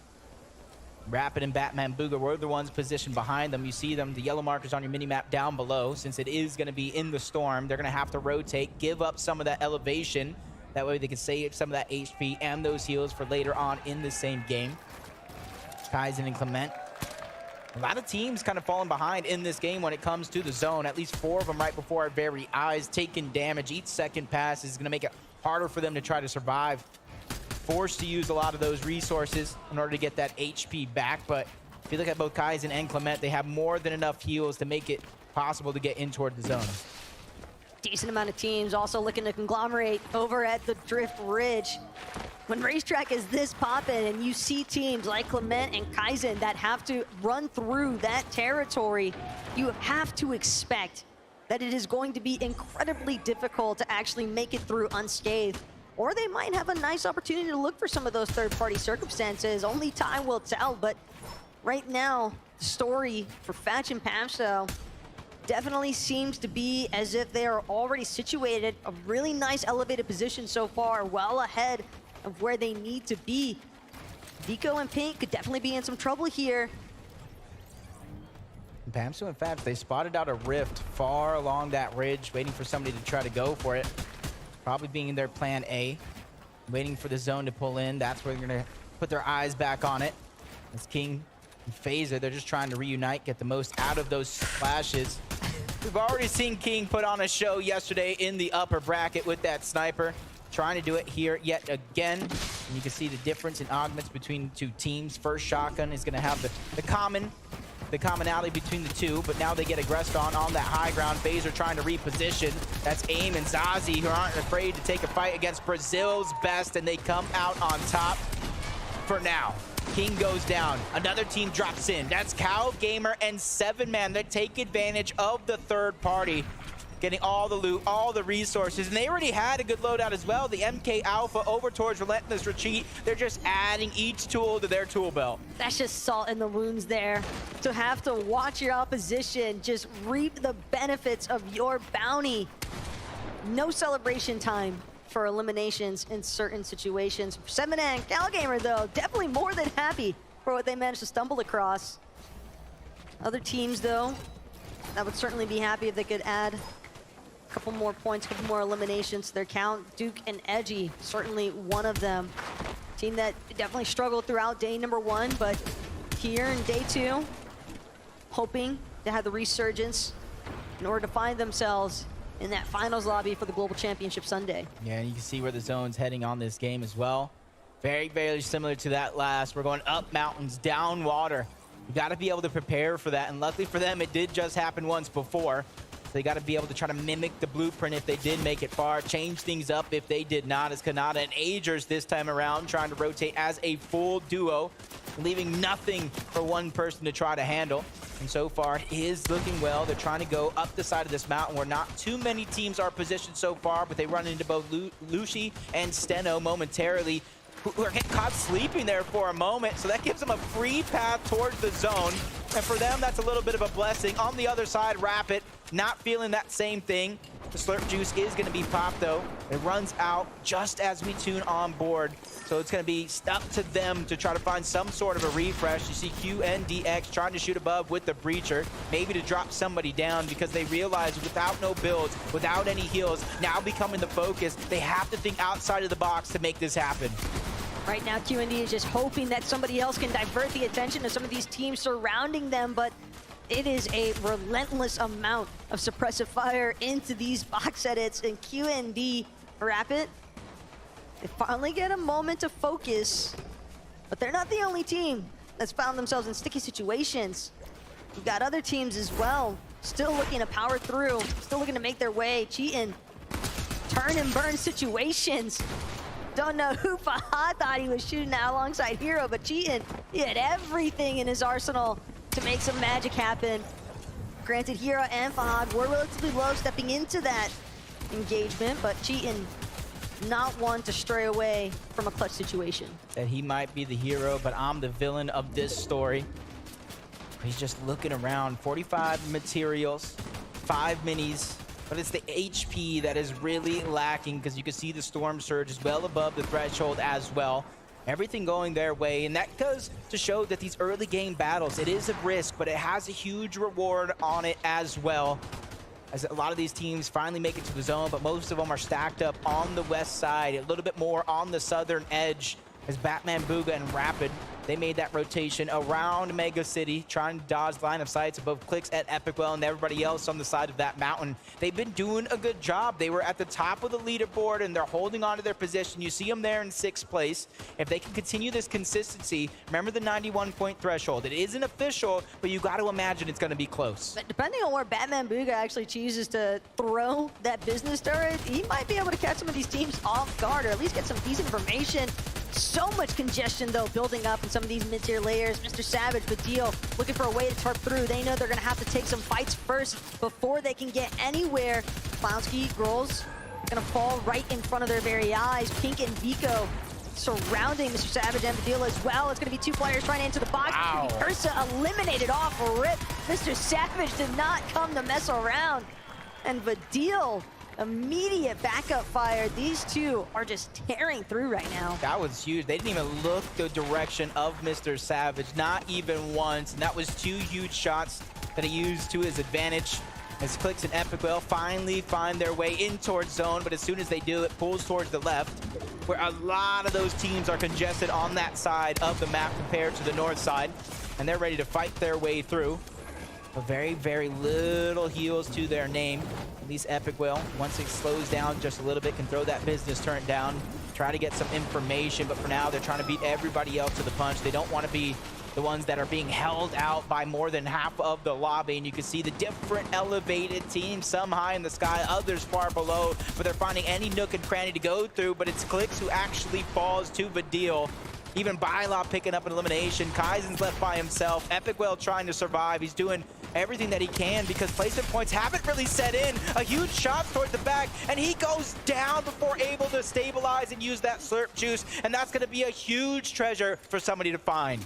Massive for Lushi and Steno, as they're the ones we saw a little bit further towards the center of the zone, but now it's going to be a scramble. Everybody's got to get a move on in order to make it, as the moving zones will become all the more problematic for these players to deal with. But Badil and Savage, they've done an excellent job at just holding down their positioning in that mid ground.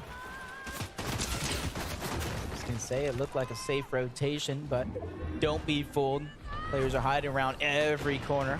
Shields are gonna get dropped. It's Cal Gamer and 7-man showing up big here on the high ground for now, but ninth zone, we've seen so many teams get tossed below due to rocket rams and sneak attacks. Kaizen's trying to break in and do one of those himself, recycling a bounce pad, hot on the heels of Frosty, but he doesn't go as high, so that player's gonna be able to escape for now, and you see Kaizen, he's trying to recycle as many builds as possible, but he gets tagged up, forced to use, down to 5. At least he has some heals to work with, so he has a chance to stagger himself, but only for so long. He's down on the threshold. MK Papa falls, leaving Shalom by himself.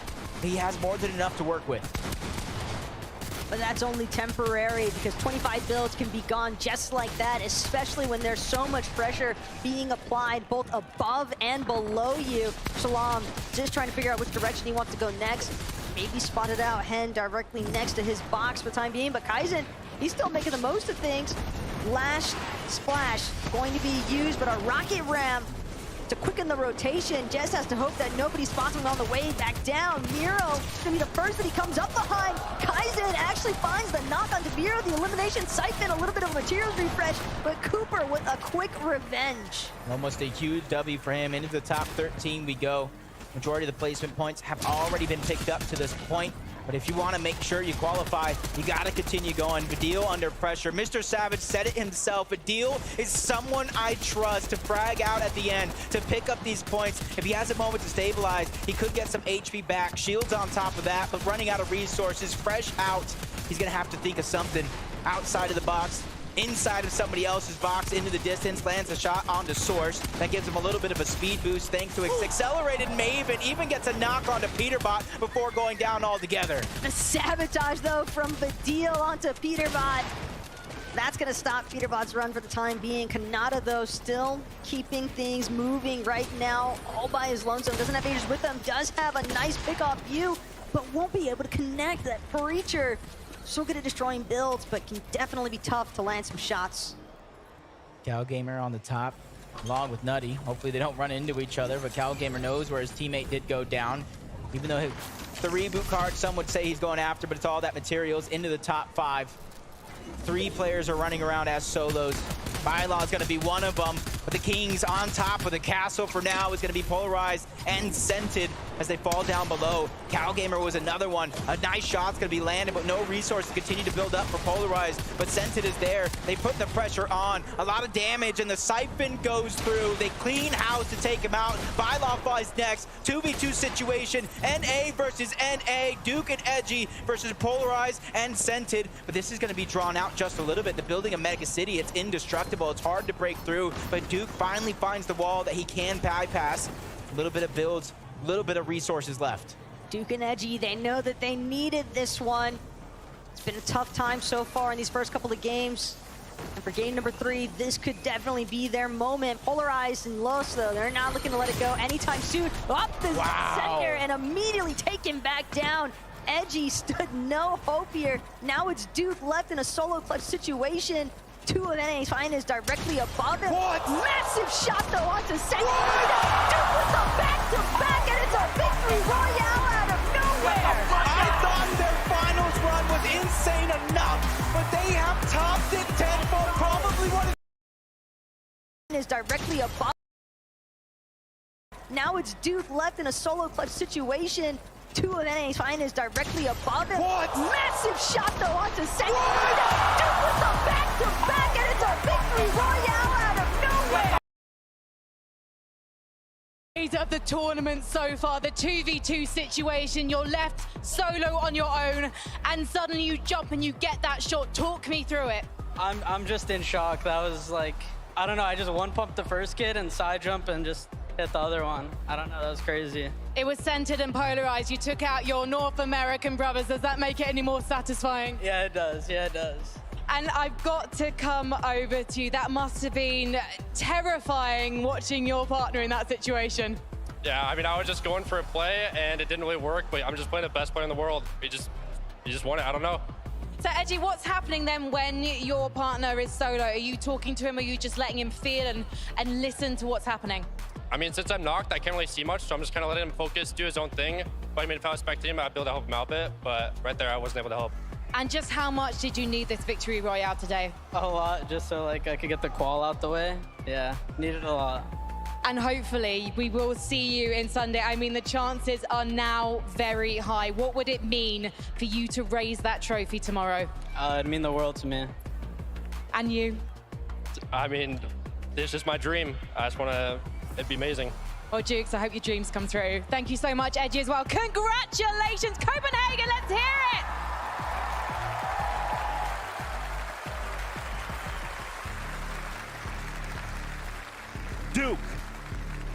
Dukes, what on earth are we seeing transpire here on LAN? There is no world where stuff like this can happen, and Dukes just says, watch me. My gosh, the story of this as well. Scented up against Edgy, old teammates. Edgy goes on to win an FNCS. Scented looking for that title. Old teammates head to head, and Dukes is the one to slam the door closed. I mean, I think we all knew that Dukes had it in him. We've seen him perform on a high level for such a long time.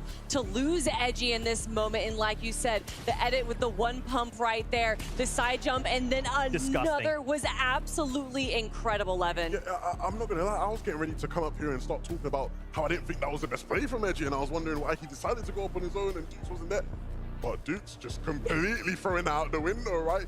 There are no situations where you expect the solo player to win that, right? I mean, you know, you don't expect him to go in and just hit both one pumps just so easily. You saw Duke's reaction. I don't even think he expected to be able to do that. So I cannot wait to see how far they're going to be jumping up now. And that was just such an incredible end to that game. You know that's going to give them the confidence boost that they need. Yeah. NA going head to head for that last victory royale moment. Now, of course, I didn't forget one big key factor here.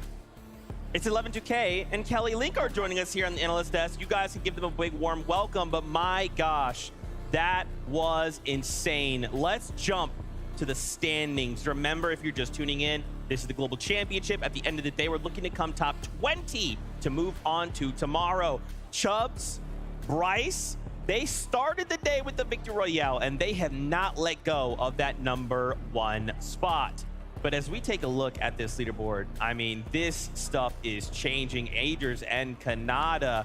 Yesterday's performance, lackluster. Today, though, a top 2.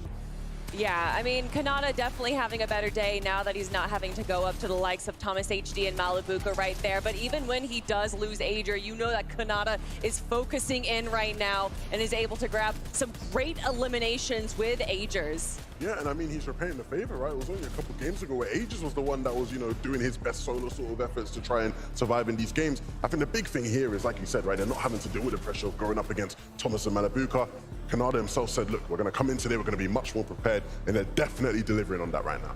For sure, for sure. Now, just a reminder here, we are halfway through the competition today. So the players will have a little bit of a moment here to get up, go grab a snack, go talk to the coaches, whatever, decompress, because we have 2 more games before we call today close. Much to discuss so far. I'd love to kind of get your guys' thoughts. You've been watching the games. I wanted to kind of see where you guys are at coming in so far. I mean, for me, I think we've seen a lot of incredible performances from teams that I think a lot of people kind of wrote out. And I just want to talk about Batman Booga and Rapid. Batman Booga has been a player that has grown over the last few years right here, and jumping up into this 3rd place spot, I think showcases it so well. Yeah, 100%. You know, it's not an easy situation, especially coming into this stage of the competition when you're in that lower bracket. It's very, very, very difficult. Of course, you see now the effects for Duke and Edgy in terms of that performance hasn't on them, right, where they're now sitting in 14th. They're a lot more comfortable of a position for them. But then when you look at some of the other names here, you know, there are a couple of these names where, even though they're currently in that top 25, they need, you know, to continue that, because they are definitely names people will expect. And just sitting on the bubble there, Poda Science, Snazy, 23rd. I personally want to see them qualify just because I want the M8 fans here on Sunday. You know what I mean? I want to hear them going loud. But of course, very, very close to being on the edge there. Another big team that we're looking at right now in that screen was Fatch and Pamsto, another fan favorite right there. Very close to the bubble of the 25 that are going to be moving forward to tomorrow. That's right. And I think something we need to call out from yesterday is in the top 25, yesterday was 91 points. That's the target that got people in yesterday. Now, of course, today's a different day. That's fine. But still, we know if you can even just break 100 points, you very well might be guaranteed to go to the Global Championship Grand Finals. Levin, I wanted to pick your brain a little bit. So right now, yesterday and a little bit of today, we're seeing NA maybe show up a little more aggressively than we see EU has. Why do you think that is? A big part of what I've seen in these games that's been super interesting is just actually how the mid-ground and low-ground lanes are being played, right? I think one thing about the NA teams that we've seen that's been so effective for them, a lot of them being a lot more proactive, right, in these moving zones, making sure they're getting ahead, looking back for refreshes where possible. Even in situations where we're going into these end games, a lot of the time the NA duos are together, right? You look at some of the teams from other regions, a lot of solo play having to go on, and it's not an easy lobby to solo clutch in, right? Whereas these NA duos good at very much staying together, staying ahead of the zone, and being able to capitalize them. Yeah, I definitely agree. I think that we're also seeing a lot of these NA players kind of pulling out some not necessarily unheard of strats, but I do think that they're kind of surprising the rest of the lobby in this situation. Yeah, do you guys feel like nerves are playing a factor? Because it just feels like this is the time that we need to be pulling out everything we have, right? With 2 games left to go, we have to make sure we do everything we can to be in the top 25. A lot of duos outside of that bubble, that time, that window is closing very, very rapidly. So what are just a handful of things we can maybe change up? Is it the off-spawn fights? Is it Storm Surge? Like, what is getting in the way? Well, we've already seen some changes, especially in that game where JMod decided to change his drop spot from Clix to Moneymaker, and obviously that didn't work out for him because Moneymaker was able to grab that elimination. So I don't know if a lot of these teams are going to be trying to change their drop spots, more so how they handle their drop spots instead of going for the 50-50, maybe backing off a little bit. And we are seeing a lot of these duos have a good time where they know when to disengage. Yeah, for sure. For me, I look and I go, it's going to be a lot about what happens in the mid game, right? I think that's where in any sort of global competition, when you have so many different teams from so many different regions, the difference making a lot of these games is what you can actually do, the places you maneuver, how you get your surge, right? certain teams are accustomed to doing things in their region, right? They know the team in a POI nearby is going to behave in a certain way or take certain positions. You come into this lobby, it's completely different. You know, certain places where you would typically go for big damage that go to your Surge total, you can't go there now. You're not getting that same damage. How do you adapt to that? That's why a lot of these teams are struggling, and that's where you're going to have to, you know, make up the difference if you want to start pushing yourself into the top 25. I love this conversation. We'll continue to talk about this, but first, Mini Miner. We've got him standing by with Amar. Mini Miner. Let's hear what he has to say. Thank you so much, Zeke. Absolutely, I'm here with the legend, Amar himself. Everybody, we got a little bit of round of applause there. I mean, you're a legend. I mean, let's go. I'll give it up then. Okay. He's a legend. I mean, we don't need to tell you that. But, I mean, you are a legend in the EU scene, right? It's a global competition. For those that don't know you, what do you do? What is your role in the community? Basically, I'm doing like viewing parties for like, I think 4 years now. I was playing competitive myself. I was Summer Skirmish winner week 6, I think, back in the day. So I was a pro, kind of, but then I just got too old, too bad. And yeah, and then the stage is like for all the young people, you know, making their bag, their living out of it, and being with passion about it. And same with me, but I'm doing viewing parties, you know, and this is what I do, and I host my tournaments, and yeah, some in-game stuff. That's what I do. I love it. Now, of course, you are here in attendance doing a viewing party yourself. Tell me what you thought of the game so far. Have you been enjoying it? Oh, I'm saying yesterday was crazy. Like yesterday, every end game was hilarious. Like you couldn't predict who was winning, who was on top, and you know they're making clutches. This Siphon is the best invention ever. I think everyone should applaud for Siphon here in this hall. Siphon is the best invention ever because I think the clutches you can make with Siphon is crazy. Okay, sorry Epic Games for saying that, but I had to do this. But yeah, I think like today was also like really focused because like a lot of German players are playing right now, and I'm cheering for them. Vidil just qualified with Mr. Savage. Like, I just love this. Reason has to qualify with Janice, and Vico has to qualify with Pink. Same as Click, so, you know, I'm cheering for a lot of players. Hen as well, yeah. My boys are over there.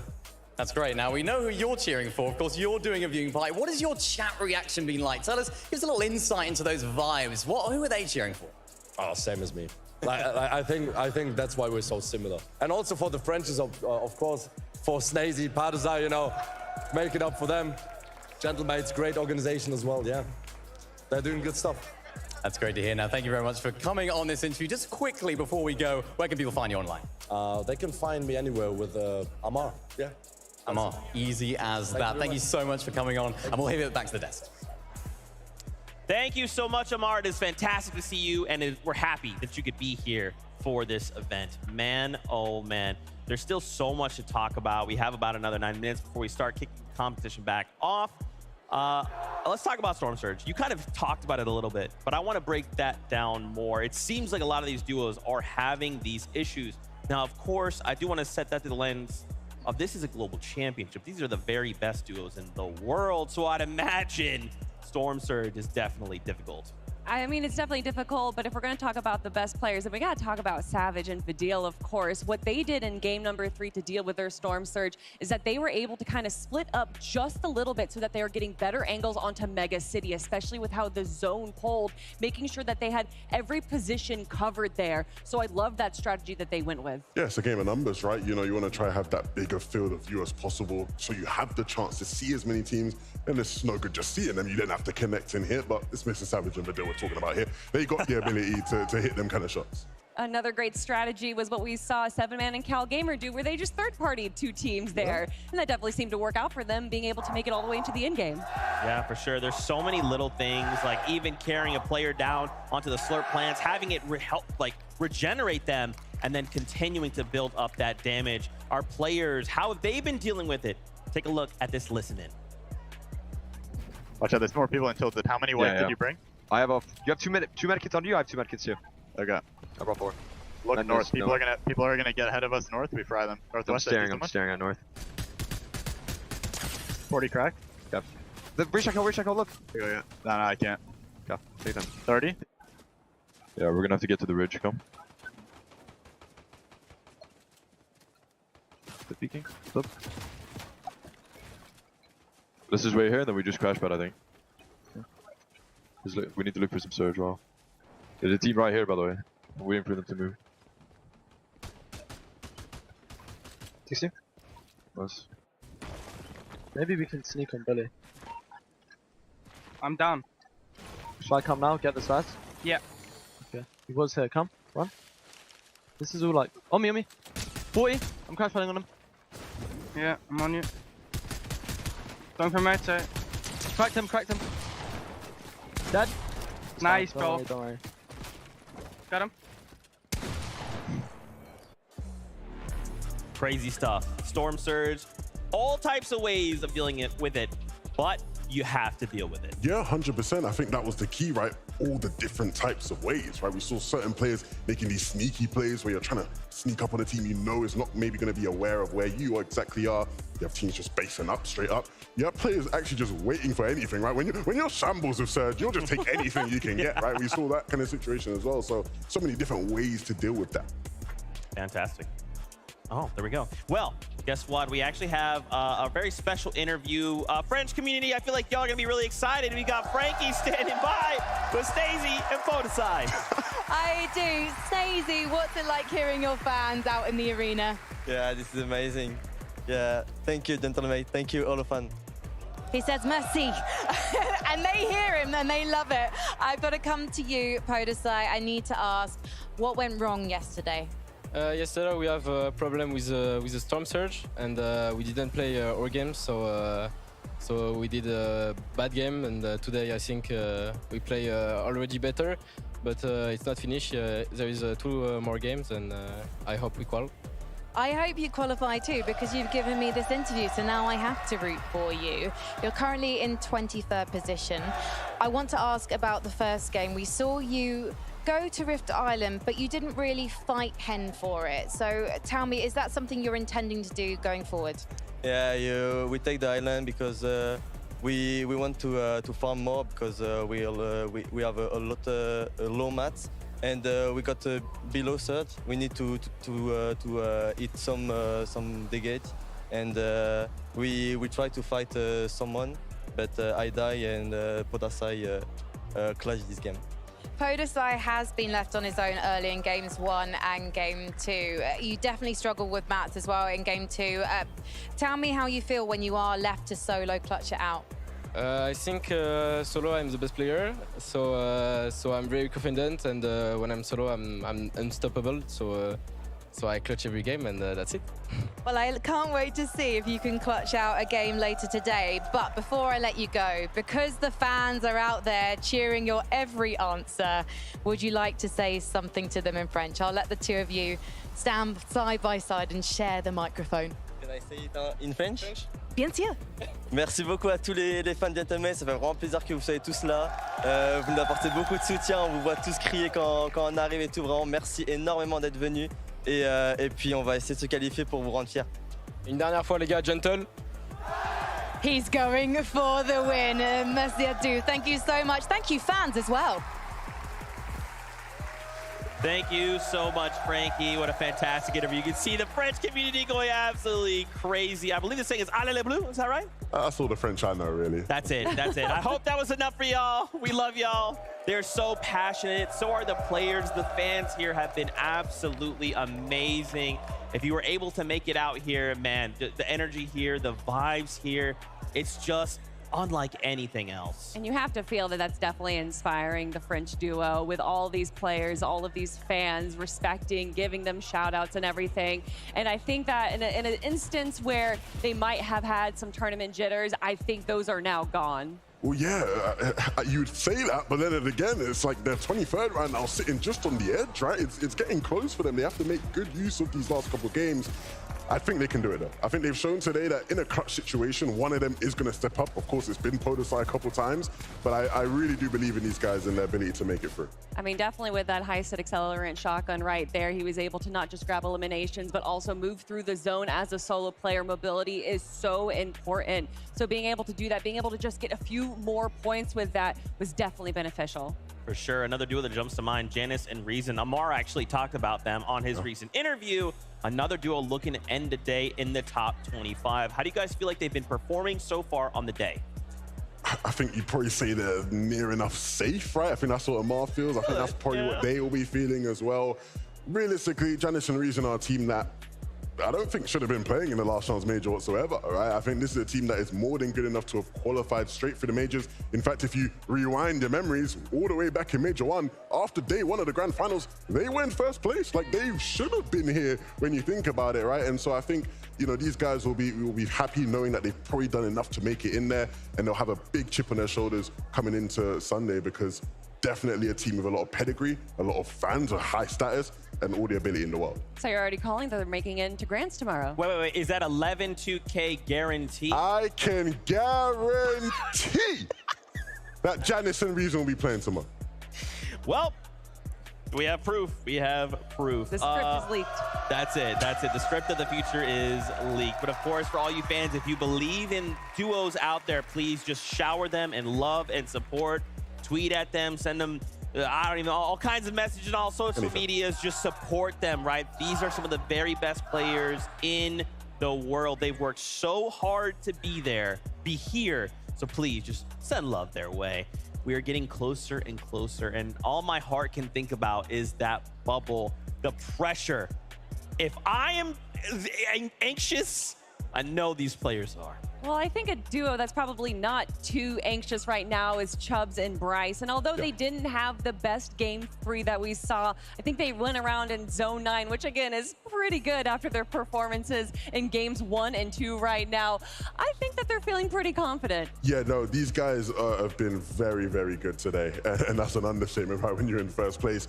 Chubbs and Bryce, they've just been so locked in, right? I've been to the player lounge a couple times throughout the event, and every single time I always see Bryce just there, grinding, locked in, ready, practicing, because they knew coming into today, they were not gonna let this moment slip past them, right? They came in with clear intentions, and they're showing that they're gonna be a formidable team come tomorrow.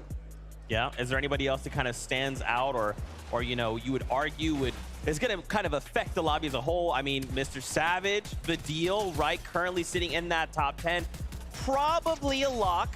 I'd say highly likely, 99.9%. Stop jinxing these My bad, teams. my bad. Caster curse, my bad. Nah, they are locked. Yeah. They're Is that 11? I'm just kidding. No. We're not doing that again, mate. We're not doing that whole spiel. But sure, but you know, these guys being able to come through tomorrow, again, maybe a duo that probably should not have made it as far as the last chance, but it should have kind of gotten through before, but one placement off, right? One placement off, One placement right? off in Major 2. How can we maybe see them affect the lobby tomorrow? I think, honestly, that they're doing a pretty good job showcasing their ability today right here. They've kind of shown a lot of strats that showcase why they are in the position that they're in the top 10 right now. I think they're doing a great job, and I think they just kind of need to keep going with what they're doing. It's interesting, right? Because when you talk about the effect they can have on the lobby tomorrow, I'm going to expect something very different from them. I think when you look at the way they've played throughout the year, the way they've even played here, it's been impressive in terms of then maybe shaking up what we expect to see tomorrow. I wouldn't maybe go that far, right? Maybe with a Chubbs and Bryce, it's different because we've seen in these games the way they're playing height is a bit different to some of the NA teams. You know, we've seen the EU teams dominate. Not many of the NA teams been playing for height. Those guys were. So again, when I see shake-ups in the lobby, I think, okay, how do these guys come into the equation? Savage of it was more of like they slot right in, right? You sort of know what you can expect from them. They slot right in. A couple end games here and there, you're going to see them popping off. Obviously, as a Mr. Savage and Vidal fan, I want to see more than that, right? But I think that's where they sort of fit in. It's a lot more of a comfortable fit for them. Well, you're saying, you know, they're not really going for height right there, but with all the performances we've seen from the low and mid ground these last 3 games, I don't think they need to go for height. They're grabbing eliminations, and they're also able to take that first place spot from the low to mid ground, which isn't a typical thing we see. That's right. Well, we are getting word. Games are ready to go for us. Wait, just kidding. That's in a moment, but I do want to highlight here. Let's talk about Clix. Oh, yeah. Clix fans, Arena. Oh, yeah. Let me hear you. Clix fans, are you guys awake? Are the Clix fans awake? I think they're awake. They're awake. Clix and Epic Wave 5. But for the duo right now, are they performing at your expectations currently?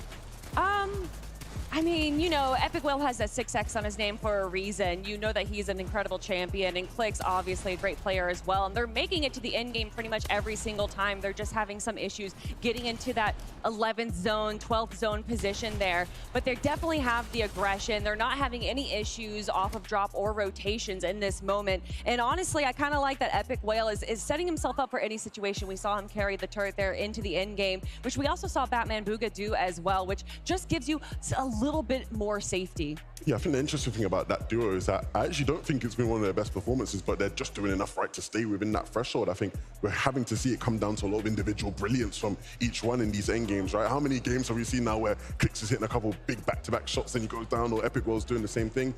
Again, it's like they've not been playing their best, but they're making things happen, they're making things work. What happens in these last couple games, Kelly, when they maybe do start to play at their best? I mean, I'm excited to see. I think the only issue that we're having here is that these mid-game engagements that they're having, they're using a lot of mats and then not able to recover that towards the end game. Yeah. So if they're able to kind of work around that a little bit, they're going to have a much better time in our final 2 games. And on top of that, many duos, right, finding themselves in these situations where it's just a solo rider. They're kind of finding these engagements where they're trying to split up the map as much as they can, and then suddenly a duo's waiting. They strike, hey, this person's by himself, take them down.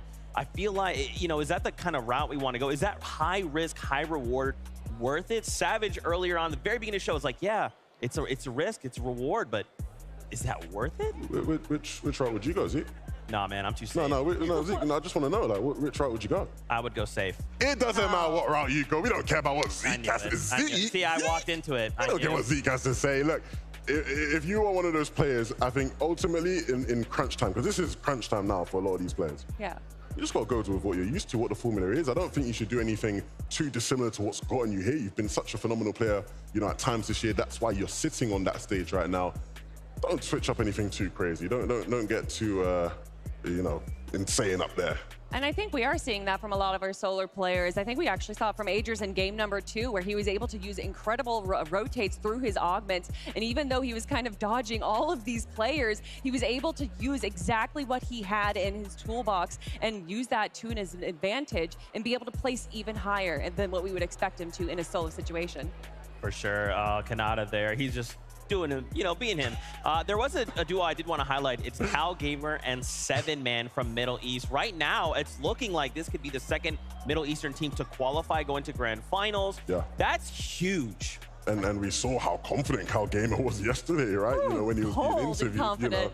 The most confident man in the arena, potentially, you know, how confident he was. And understandably so, right? They've you know, had success in their region, you know, back-to-back major champions over there, and now sort of looking to deliver here. And I think it's been a much better day from them, right? We've been seeing them over, you know, being able to claim the mythic weapons and sort of go about their day in a much more controlled and comfortable manner. Yeah, that mythic MK7 definitely helped them out just a little bit, but also their positioning, even in situations, again, right here, when we see him in a solo situation, able to do whatever he can, grabbing 6 eliminations before being dropped, and using these opportunities also to third-party other players, grab as many elimination points as they can too. I mean, again, I've said it a few days ago, Cal Gamer is an incredibly intelligent player. He just studies the game more than anyone that I know, and that's showcased today.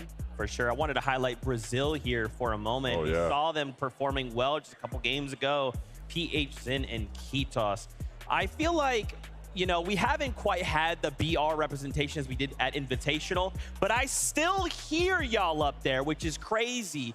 For PHZin and Kitos, I want to see more of their play. I kind of want to see more of what they're capable of. I mean, we saw what they were capable of in game number 2 there, grabbing a handful of eliminations and finding at the exact right moment on the mid ground to make their move to the high ground. And that's what put them up into the very final moments of that game.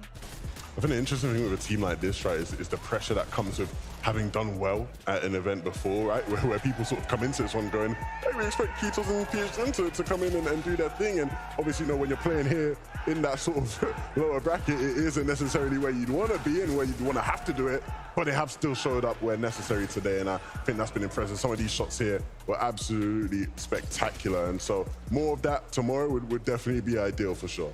And of course, another Brazilian team, King and FaZe, showing up so huge. See, there we go. That's right. We got to give the French community a run for their money, BR. That's what this is about. Thank you. Zeke's trying to start rioting there, man. You gotta calm down.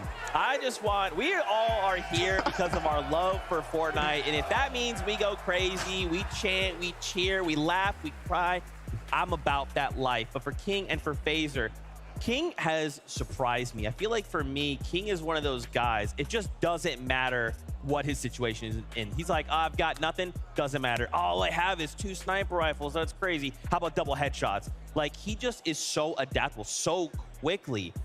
I don't know how anyone could deal with that if they were to go all the way. I mean, we saw King set himself up for success as well, and I just think that it hasn't really worked the way that they've wanted to just yet for today. Obviously, we saw the incredible snipe headshots yesterday, and we saw him again earlier on in the day today with, I think it was 2 snipers, so he's definitely prepping himself for that moment once again, but he's just missing the mark a little bit. Yeah, it's interesting, right? Because, again, it's like the highlight plays have been there.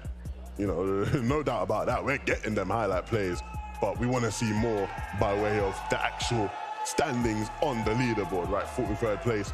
We want to see them a lot higher than that. We want to see them competing tomorrow, ideally. For sure, for sure. Is there any duos that are standing out to you we haven't had a chance to cover yet? I mean, Batman Booga. I've already talked about them, though. Okay, yeah, you can't. Again with the NA West, Kelly's always like, yeah. Any opportunity. Talk about a duo? How about someone for NA West? you know what? We talked about them yet? I don't know if we talked about them. Okay, all right. What do you want to talk about Batman Booga besides him being incredible? He's incredible. That's all I wanted to say. Any opportunity to bring up an NAS team. Let me just bring up a random EU team. Just bring up any EU team and let's just talk. You know, that's why I have all of you separate. It's like I want to talk about NA. Yeah. It's like, oh, Vivid, where's he? NA West. Kelly, where's she? 11-2K, Mini Minor, EU. It's just an easy little moment there to do. I wanted to kind of highlight here a listen in from Dukes and Edgy. Wanted to see and catch up with their comms in one of their plays. Take a look. 3 minis. I'm like pretty shammed. We just crash bed in from here. Okay. Look for Surge. 55 above. Look, hard left. Got cracked. 30 blue. Yeah.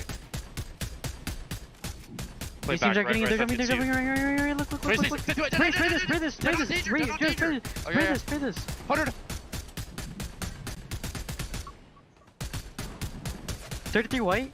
Can you crash on us? Yeah. You ready? Yeah. I'm doing it. It curves to the left. I'm in. Nice. I got 2 kills there. Man, I still just cannot believe that moment from Dukes earlier. I just look at Edgy going, oh my gosh.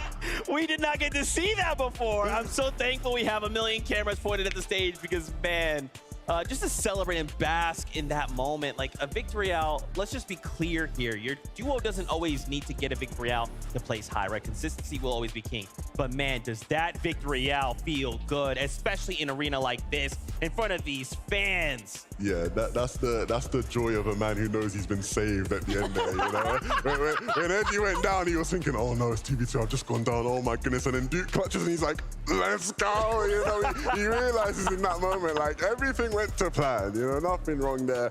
And of course, right, both incredible players, you know, we saw them during Major 2 and they won. And a lot of people, you know, sort of looked at them and went, yeah, man, it was a bit of a fluke. I don't know how these guys did it, but they're here to prove people wrong, right? You know, it wasn't a fluke. These are very good players, top players within their region. And I think they can keep hitting shots like, you know, Dukes was hitting towards the end there. Boy, oh boy, we're going to be in for a treat. Yeah, it was absolutely an incredible run. Dukes himself just didn't seem like he even knew what he did right there or how it happened, but he should be feeling good after that. Just like an instant, like instincts take over, snap headshot, victory out, just another day in the life of Dukes. Now, a duo, I feel like y'all Danish fans would be excited about Steno and Lushi. Looking to qual here. Yeah, Danish fans. We got Danish fans, BR fans, French fans. We got it all. Collecting them all like Infinity Stones. Fantastic stuff. But these guys right now sitting in 8th place. Talk to me about this duel. Maybe some fans are just tuning in. They've had a kind of a long day. They want to catch up on some Fortnite. Talk to me about it. Listen, Steno and Lushi started the day off strong, and I'm ready to see them in game number 4. These guys do what they do. It's typical Danish duo, very consistent, very efficient in their actions, and they're delivering to them. Well, speaking of delivering, it is time. Game number 4 is upon us. So let's kick it on over to the casters to take us in. Thank you so much, Zeke. Great games we've been having. I'm joined with the great Monster D-Face as well. Hey, man, listen, when you see us, you know the games are just about here, and it sounds like we're going to be gearing up here shortly. I can't wait, especially after those explosive clutch moments from Dukes, and it sounds like game number 4 is ready.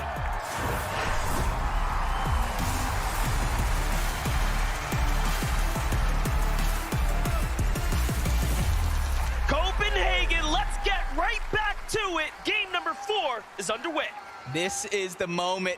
We saw it yesterday. Big games in game 4. Outside of the bubble, teams were able to qualify. The same thing happened in game 5, but now their backs are up against the wall with no choice but to go big or go home. Go big or go home is the name of the game. We have these bubble teams contesting one another. The Shattered Labs, the story of Snazy and Podesai is only just beginning. They are not quite set yet, but neither is Tahi. Neither is Death, who are just to the north of them, all of which are on that same exact threshold. Here we have Jaemon, Moneymaker, Yuma, Finasian just nearby. They go for the pickaxe play. It's not going to be enough. Down goes one. Can they get the second now? Yeah, that's tough. They're in 20th place, Moneymaker and Fanayan, to start this game off. So if they go down here, that's going to really put things in a tough spot. But Yuma and Jaemon, they're definitely picking up the pace, especially after that loss off spawn battle in that last game. They're finally figuring out where he's hiding. And Moneymaker's really just thinking outside of the box. Any nook, any cranny that he can fit in, he's going ahead and trying to hide and trying to keep them on the run, going in and outside of the same covers. But eventually he's going to have to go ahead and run into both of these players unless he can get the launch pad and get out. And that's exactly what he's going to do to stay alive. Wow. Yuma is going to spot him, though he puts a couple tags down. Very crucial, but not enough to finish the job. Alba, Yuma, and Jaemon, of course, representing for the Asia region. That elimination alone jumps them up 3 or 4 spots, putting them in the upper 30s now. That just shows you how close the cutoff is for top 25. This truly is the story now on the back half. It's the race to the finish line, but for some, they might be gasping out just trying to get there. This is huge. Another battle off spawn towards Creaky Compound. Fahad and Hero, who's trying to make up for all that lost time early on in the day. Quickly trying to capture Creaky Compound. And there's a strength in numbers, I've been saying all weekend long, but it's here on the flag as well. As long as both of them are standing in it, they're gonna get it much faster to try to get that loot as we try to capture everything that's gone down. You see Hero already with 1 elimination, and Skits, that's gonna be the second one. And that's a must-have because Skits and his duo were having such a hot streak out of the gates, much better than they performed yesterday. Absolutely. Crazy to think how many performances have been seen as far as above average from the NA side. So many of the NA teams are literally putting themselves closer and closer towards the finals. I don't think that's been emphasized enough, how well of a performance they've had, and I'm here to champion for them as I'm, of course, been rooting in the background. But Vatch and Pamsteel, of course, if they make it to Sunday, they will be giving Cammy and Seti an issue there, so we'll see what happens. All these qualifications do matter. Stain and Data still sneaking up. Taking a page out of Misha and Teeny's playbook, something we haven't really seen anybody else do but them. Instead of hiding in a bush, though, they're ready to pounce. They realize they are separated just enough for their liking as they continuously try to creep in. Fahad's going to try to get away, but the shot strike, more than half of his HP is going to be gone. And that leaves Hero to try to run, cover the distance, get there as fast as possible. And I think this is going to come out into a 2v2 situation with Stain and Datas having the advantage early on. ME versus Asia right here, right now, but a third party comes in to put their influence into the mix. That was almost a perfectly coordinated attack from our favorites here, Stain and Datas, and now the problem lies in their side. They've been hurt big time here. The compound no longer safe, and there is also a solo in the mix here, making his way south through. Meanwhile, we jump over with Kitos here, setting up the ambush onto Raru. Trying to go in, nice little sneak shot, but he ain't gonna fall for that bait. Kito's quickly trying to back up, take the high ground back. Jin is right there by his side, but Greedy's trying to chop him down to size. Both of these duos try to reunite one another. PHZin, not very many heals left, and instantly it's Kidos who shares. Oh, but the snipe from the side. Wow. They forgot about the top of the mountain. PHZin goes down. Oh, but the snipe. PHZin, not very many heals left, and instantly it's Kidos who shares. Oh, but the snipe from the side. Wow. They forgot about the top of the mountain. PHZin goes down and leaves a lot of pressure on the Kidos to try to clutch up. Rauru and Greedy, they're the ones trying to take advantage of it as well. And the awareness from Robert to understand the snipe comes in and it puts them at a disadvantage. They didn't miss a beat there. They turned things around immediately. Talk about a lucky save for them, as they were on the backside for a moment there. Oh, what are these just third parties, one after the next? Oh my gosh. Greedy gets chopped down to size as well. Rauru has to kind of about face. He can no longer go after Kidos, who has a solo, because he has to reunite with Greedy. He doesn't want to have his game end here very, very early in match 4. For a second there, it was looking like the warm-up games, like straight W key. But we got a listen in with Hen, seeing how he's doing in the early portions of this game. On the right, like towards quickly. Yeah.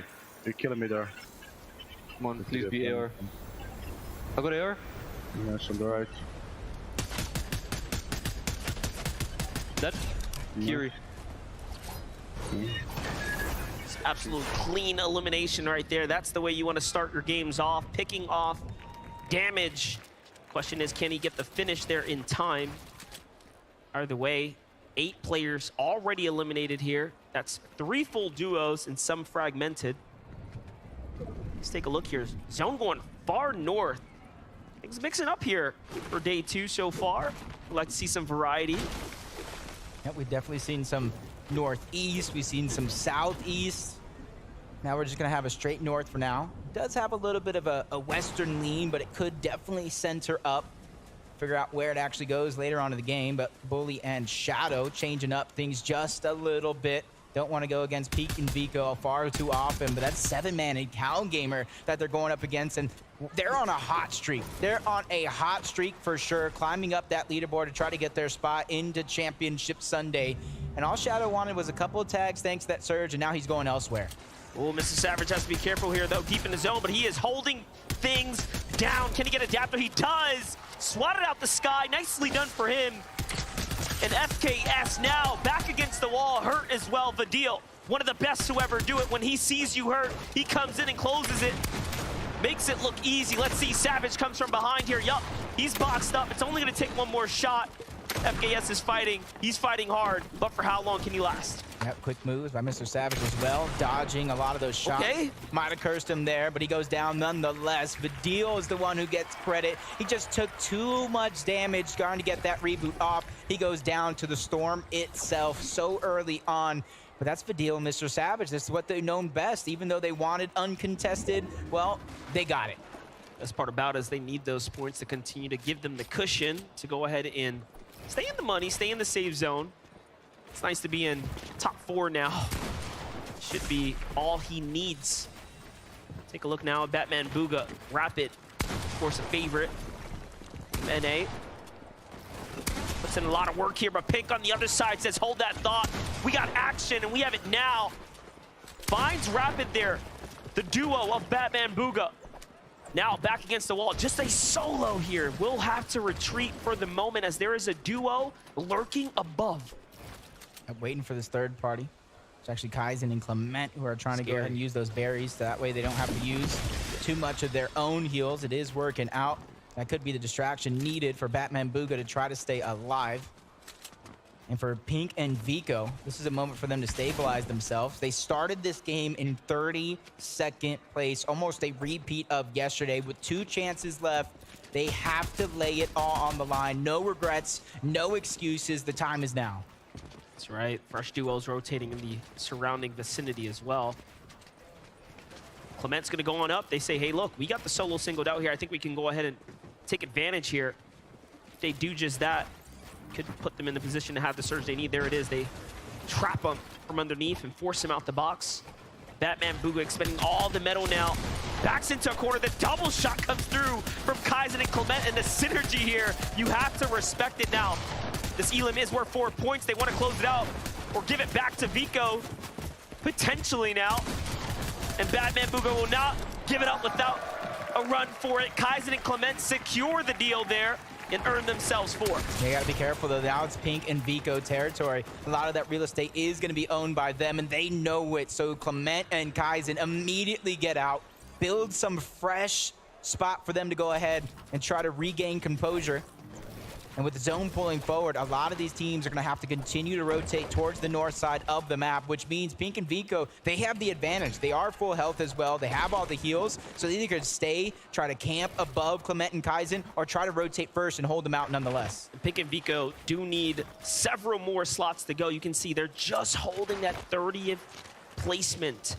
That's with the 4 that they earned this game off the elimination. So truly and surely they have to get more elims, and more importantly, they have to stay alive as Vico is severely damaged here. It's Clix and Epic Whale setting up the ambush nearby, and they would love to pick up some of that sweet material, but no, instead gonna prioritize to rotate out. It's gonna come at a welcome surprise, I think, to Clement or Vico and Pink there.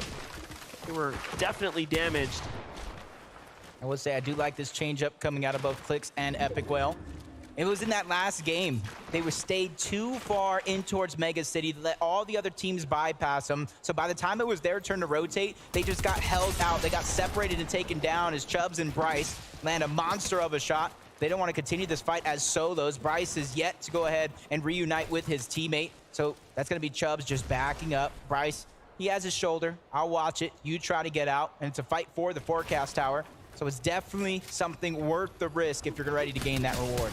Chubbs and Bryce have had an incredible showing, as have Shalom and MK Papa every single time I've tuned in with this duo here today. Just really has been them finding their stride here amongst some of the greatest. Already at 2 eliminations, a big 8-point game. I'd say this is definitely a team that is jumping onto the radar here now. That was Pamstu and Fatch that they just took out of this lobby. Pamstu and Fatch have about 48 points, 29th place. The only place they can go from here, though, is down. They leave it up to the last and final game of the day to try to qualify. And from one fight to the next, they run into Pings, who quickly bounce pads out. He doesn't want to have any of that noise. He is a solo, so he's probably looking for a least contested part of this zone to try to go ahead and get his teammate back. Let's take a look at these elims here that MK Papa and Shalom picked up, because the significance here, they go from top 25 to top 20 here by eliminating Fatch and Pam here on the rotate around the storm line. A very significant pair of eliminations for them here. That could be the difference to their Sunday ride. But now with Fishy and DMK also at 3 elims turning online, they find Epic Whale, and that's a huge punishing blow, forcing them to stop now and heal. We already knew they didn't have many white heals. That's why they were playing the shrooms. So now Epic Whale is truly hurt. Yeah, this is going to be tough because they don't have the elevation as well. Luckily, though, they are by this Rift Island, so a couple of teams might try to contest it, which leaves an open path somewhere for them to try to find and try to get on track. They started the game in 15th, then they moved up to 10th. But at that last game, they fell all the way down to 22nd place. And the time is definitely ticking for a lot of these teams to claim their spot on that battle bus for the grand finals. Well, Jacob, let me tell you, the 3 or 4 duos I see nearby all absolutely need this Rift Island. And if you think back to that content piece, this is when it is the most dangerous. You have to be the most cautious going for the Rift Island right here, right now, because you know those 15 points are going to be worth fighting for right now. Datus and Stain recognize that Chubbs is hurt here. They try to go in, but GabZero's not missing a shot at all right now. A very, very great job. So far, so good. But remember, Chubbs and Bryce, they're good. They have the ride to Sunday. They're going to do okay. Just about practice for them. Still on the international stage. Every moment matters. You said it himself. He's nervous. Now it's time for him to shake those nerves, get ready for tomorrow. And you hear the crowd going wild. Bushi and Steno, they got themselves a nice bit of elevation, but just on the corner of the zone. And that's exactly why they're going to try to disengage off that spot, rotate deeper in. And depending on what teams have the forecast tower, they might try to beat them there, but it is across the map from that Rift Island. So you already know around the 4th, the 5th, even 6th zones, it will pull away from Rift Island. This is incredible. Snazy, Podesai, Clix, Epic Whale, Stain, Datus, an incredible amount of variety here, trying to play for the Rift Island. At the most dangerous time to do so as well. This is gonna make or break a tournament run right now. Who will secure it? Even Chubbs and Bryce, they say, I want a piece of this pie. We may have won a game, but we haven't captured Rift Island yet. This could be our chance to continue to add to our lead. And they're ready to fight for it. You see shots coming down from a bottom. There's about 4 teams, maybe even 5 on top of Rift Island. Clix and Epic Whale, they got pushed off of that flag, no longer able to contest it, but at least they have the position high above the rest. And it looks like they're going to try to fight for some piece control, some real estate, anything that they can get their hands on before they look at the edge of the island for more Storm Surge. A little too passive, though. They're playing the launch pad and not the actual objective. They do have to be careful. You have FHD and Hero looking right on down, slowly maneuvering their way inside. Clix and Epic now second-guessing the decision to be here. Eliminations could be very well worth it, but securing a point seems unlikely at this point, as Chubbs and Bryce are like, hey, we would love to be #1 for the day. Why not put the risk on the line here? Why not risk it all?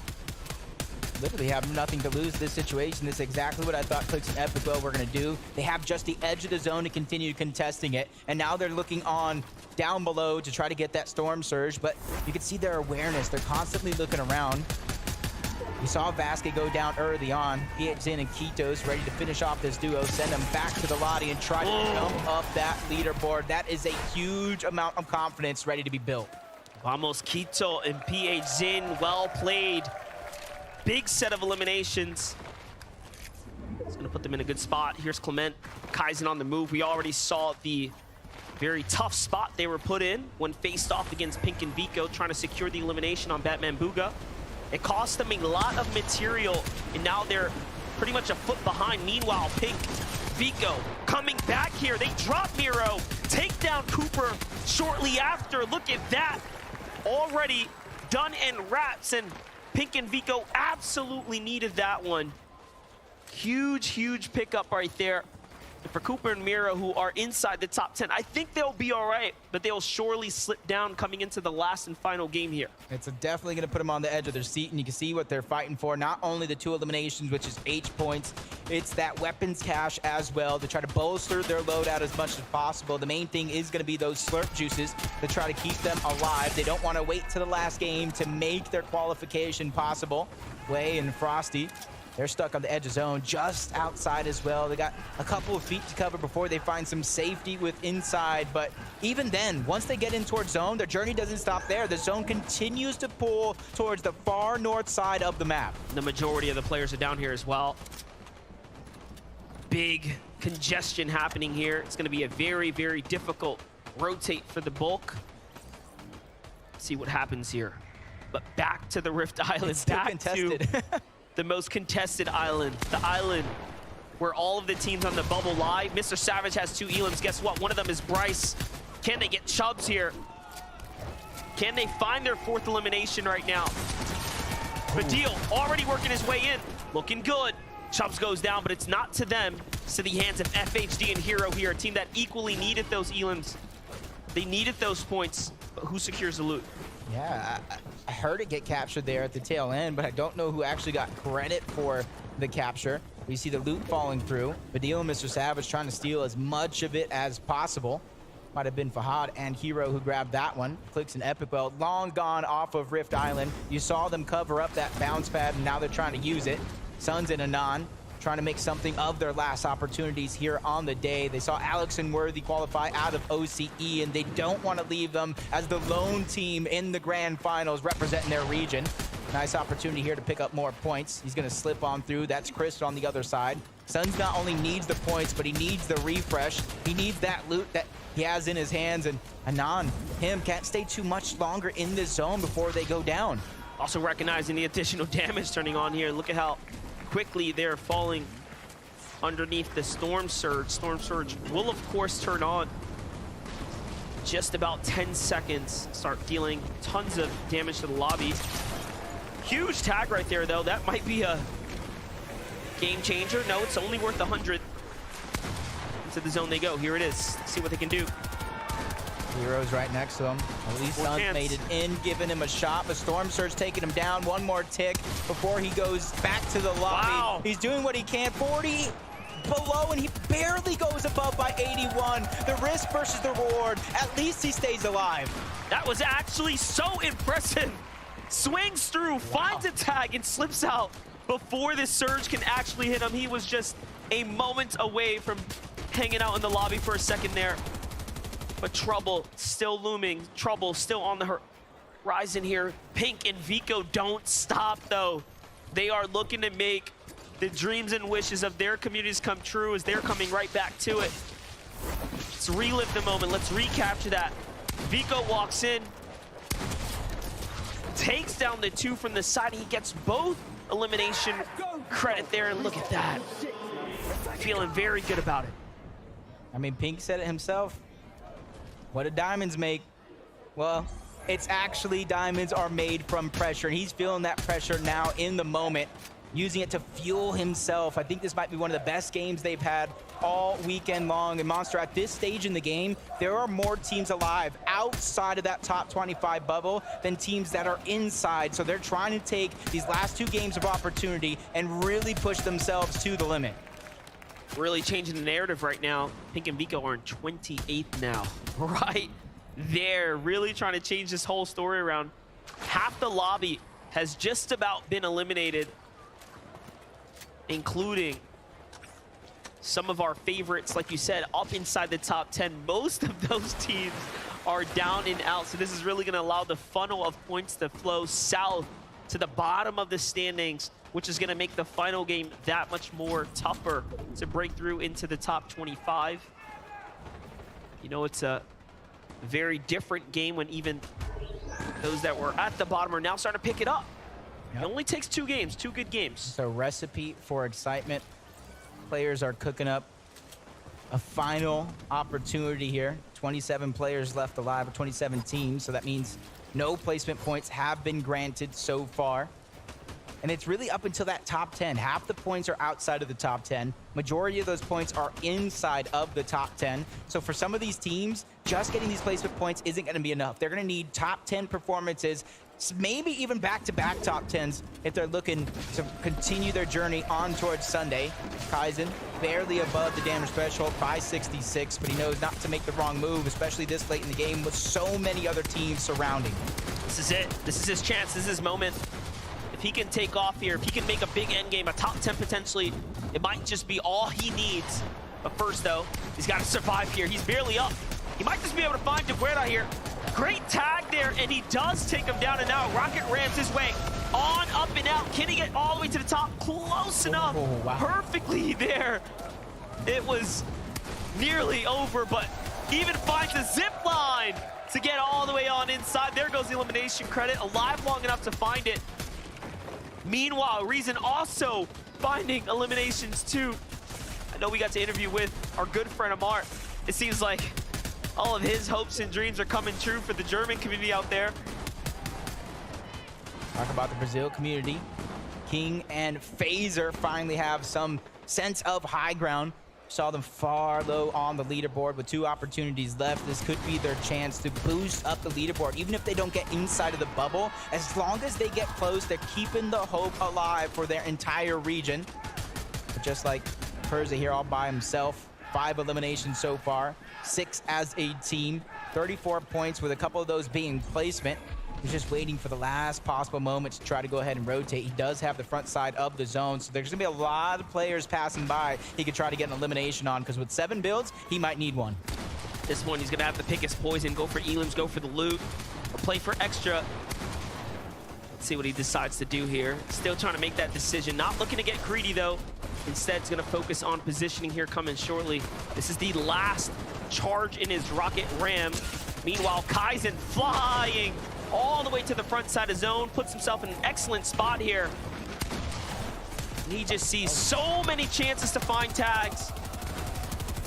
Just biding his time, trying to play the smart game, even though he's below the damage threshold. He's not trying to make that leap all in one bound, even finds some minis along the way, gets above the damage threshold before it goes away altogether. Top 30 player situation. He's going to be one of them, trying to put the team on his shoulders, but King and FaZe still find a way to hold on to that high ground. Put so much damage on Yannis, who tried to contest him up there, sends him back down low into the mud. What a game for Shalom and Papa here. Also ranking their way all the way up right now. Getting very close, getting very comfortable, but Shalom Falls is all up to MK Papa here. Has to put the teammate on his back quite literally. They decide, hey, you don't have to save me. I'm gonna try to stay up right here. Clix is gonna fall. Epic Whale has to do it by himself in the end game. He has no build. Shots come from everywhere. Down he goes to his NA friends. TK there. And now, Snazy, Poldasai, another end game for them. This is their moment. This is their chance to do it all. I know everybody at home can hear the crowd through our mics cheering loud and proud. We already seen Poldasai get a massive amount of points as a solo. This time, yes, his dynamic duo trying to go ahead and lead the charge into the qualification spot along with Pink and Vico. They've been doing so much damage all around the lobby all game long, and they don't intend to stop here, especially with 7 eliminations. They already got themselves into the top 10. Now they're trying to grab their last half of those points. And only one build left. He comes all the way down to low ground. They'll be alive for a little bit longer, but 4 duos remain. One's a single solo in the mix here. In this entire game, Shadow from the shadows, the back of the leaderboards, all the way on up, here to play Epset. He makes the end game. This is gonna surely put him in a true chance for the bubble spot. Down he goes to the hands of Pink and Vico. Pink and Vico have rocketed their way up. It's gonna be such a contentious final round. But first, who will win this one? Who will secure that dub here? Poldasai will surely get eaten alive by the storm. And he fails the build there. It's unfortunate here. Comes in through the side, down he goes. And it's now a 2v2.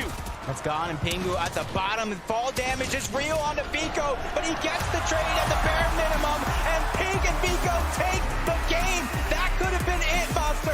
That could have been the moment where they qualify to the grand final on Sunday, and they're knocking on the door of Acorn and Cold. So I'm going to throw it on over to the stage where we have Frankie standing by to pick their brains. I think that might have been the most important victory royale we've seen so far. Boys, I think you were 30th on the leaderboard going to that one. And you, Vico, had the game of your life. How on earth did you manage to get so many eliminations? It's because Pink's just the go to tarping and everything else. He fully clutched mid-game, I'm not gonna lie. You did clutch. Talk me through what happened. I had 7 kills, Vico had 4. Oh, this is what I've just been told by the producer in my ear. I am sorry. Justice for Pink, everybody. I apologize. I mean, 4 elims is pretty impressive. All right then, Pink, what was your favorite elimination of the 7? Killing Mero and Cooper, because we had nothing, and I just killed both of them, and it just revived the game. I don't know, bro.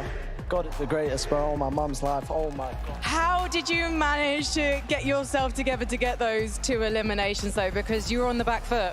I mean, a duo like me and Vico, like, we don't need loot. Like, we have the fragging capabilities. Over the course of the last 2 days, we haven't been able to show it. But I just told Vico, just keep a positive mindset. Like, no matter what throughout the game, don't give up. We'll get them kills. Like, we're good enough. We got them kills, we came back and we won the game. I can't lie, I knew that we would qual. I just had to put the belief into Vico. Why do you think it did take you so long to put up the performance? We did speak to Pink yesterday about how you became this unlikely double act and how he's taught you a few things in game. Why don't you tell me what you've learned since joining this man? I've learned how to use my brain actually, and not just like use my capabilities of being able to fight and my mechanics. So I'm actually thinking more now, and I'm capable of using my brain cells.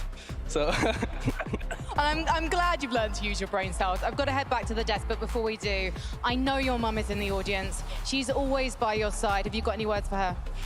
Thank you for always supporting me, and thank you for being the best mom in the world. Well, hopefully that is enough to get you into tomorrow's grand final, because I don't know how you beat a performance like that. Everybody give it up for Pink and Vico!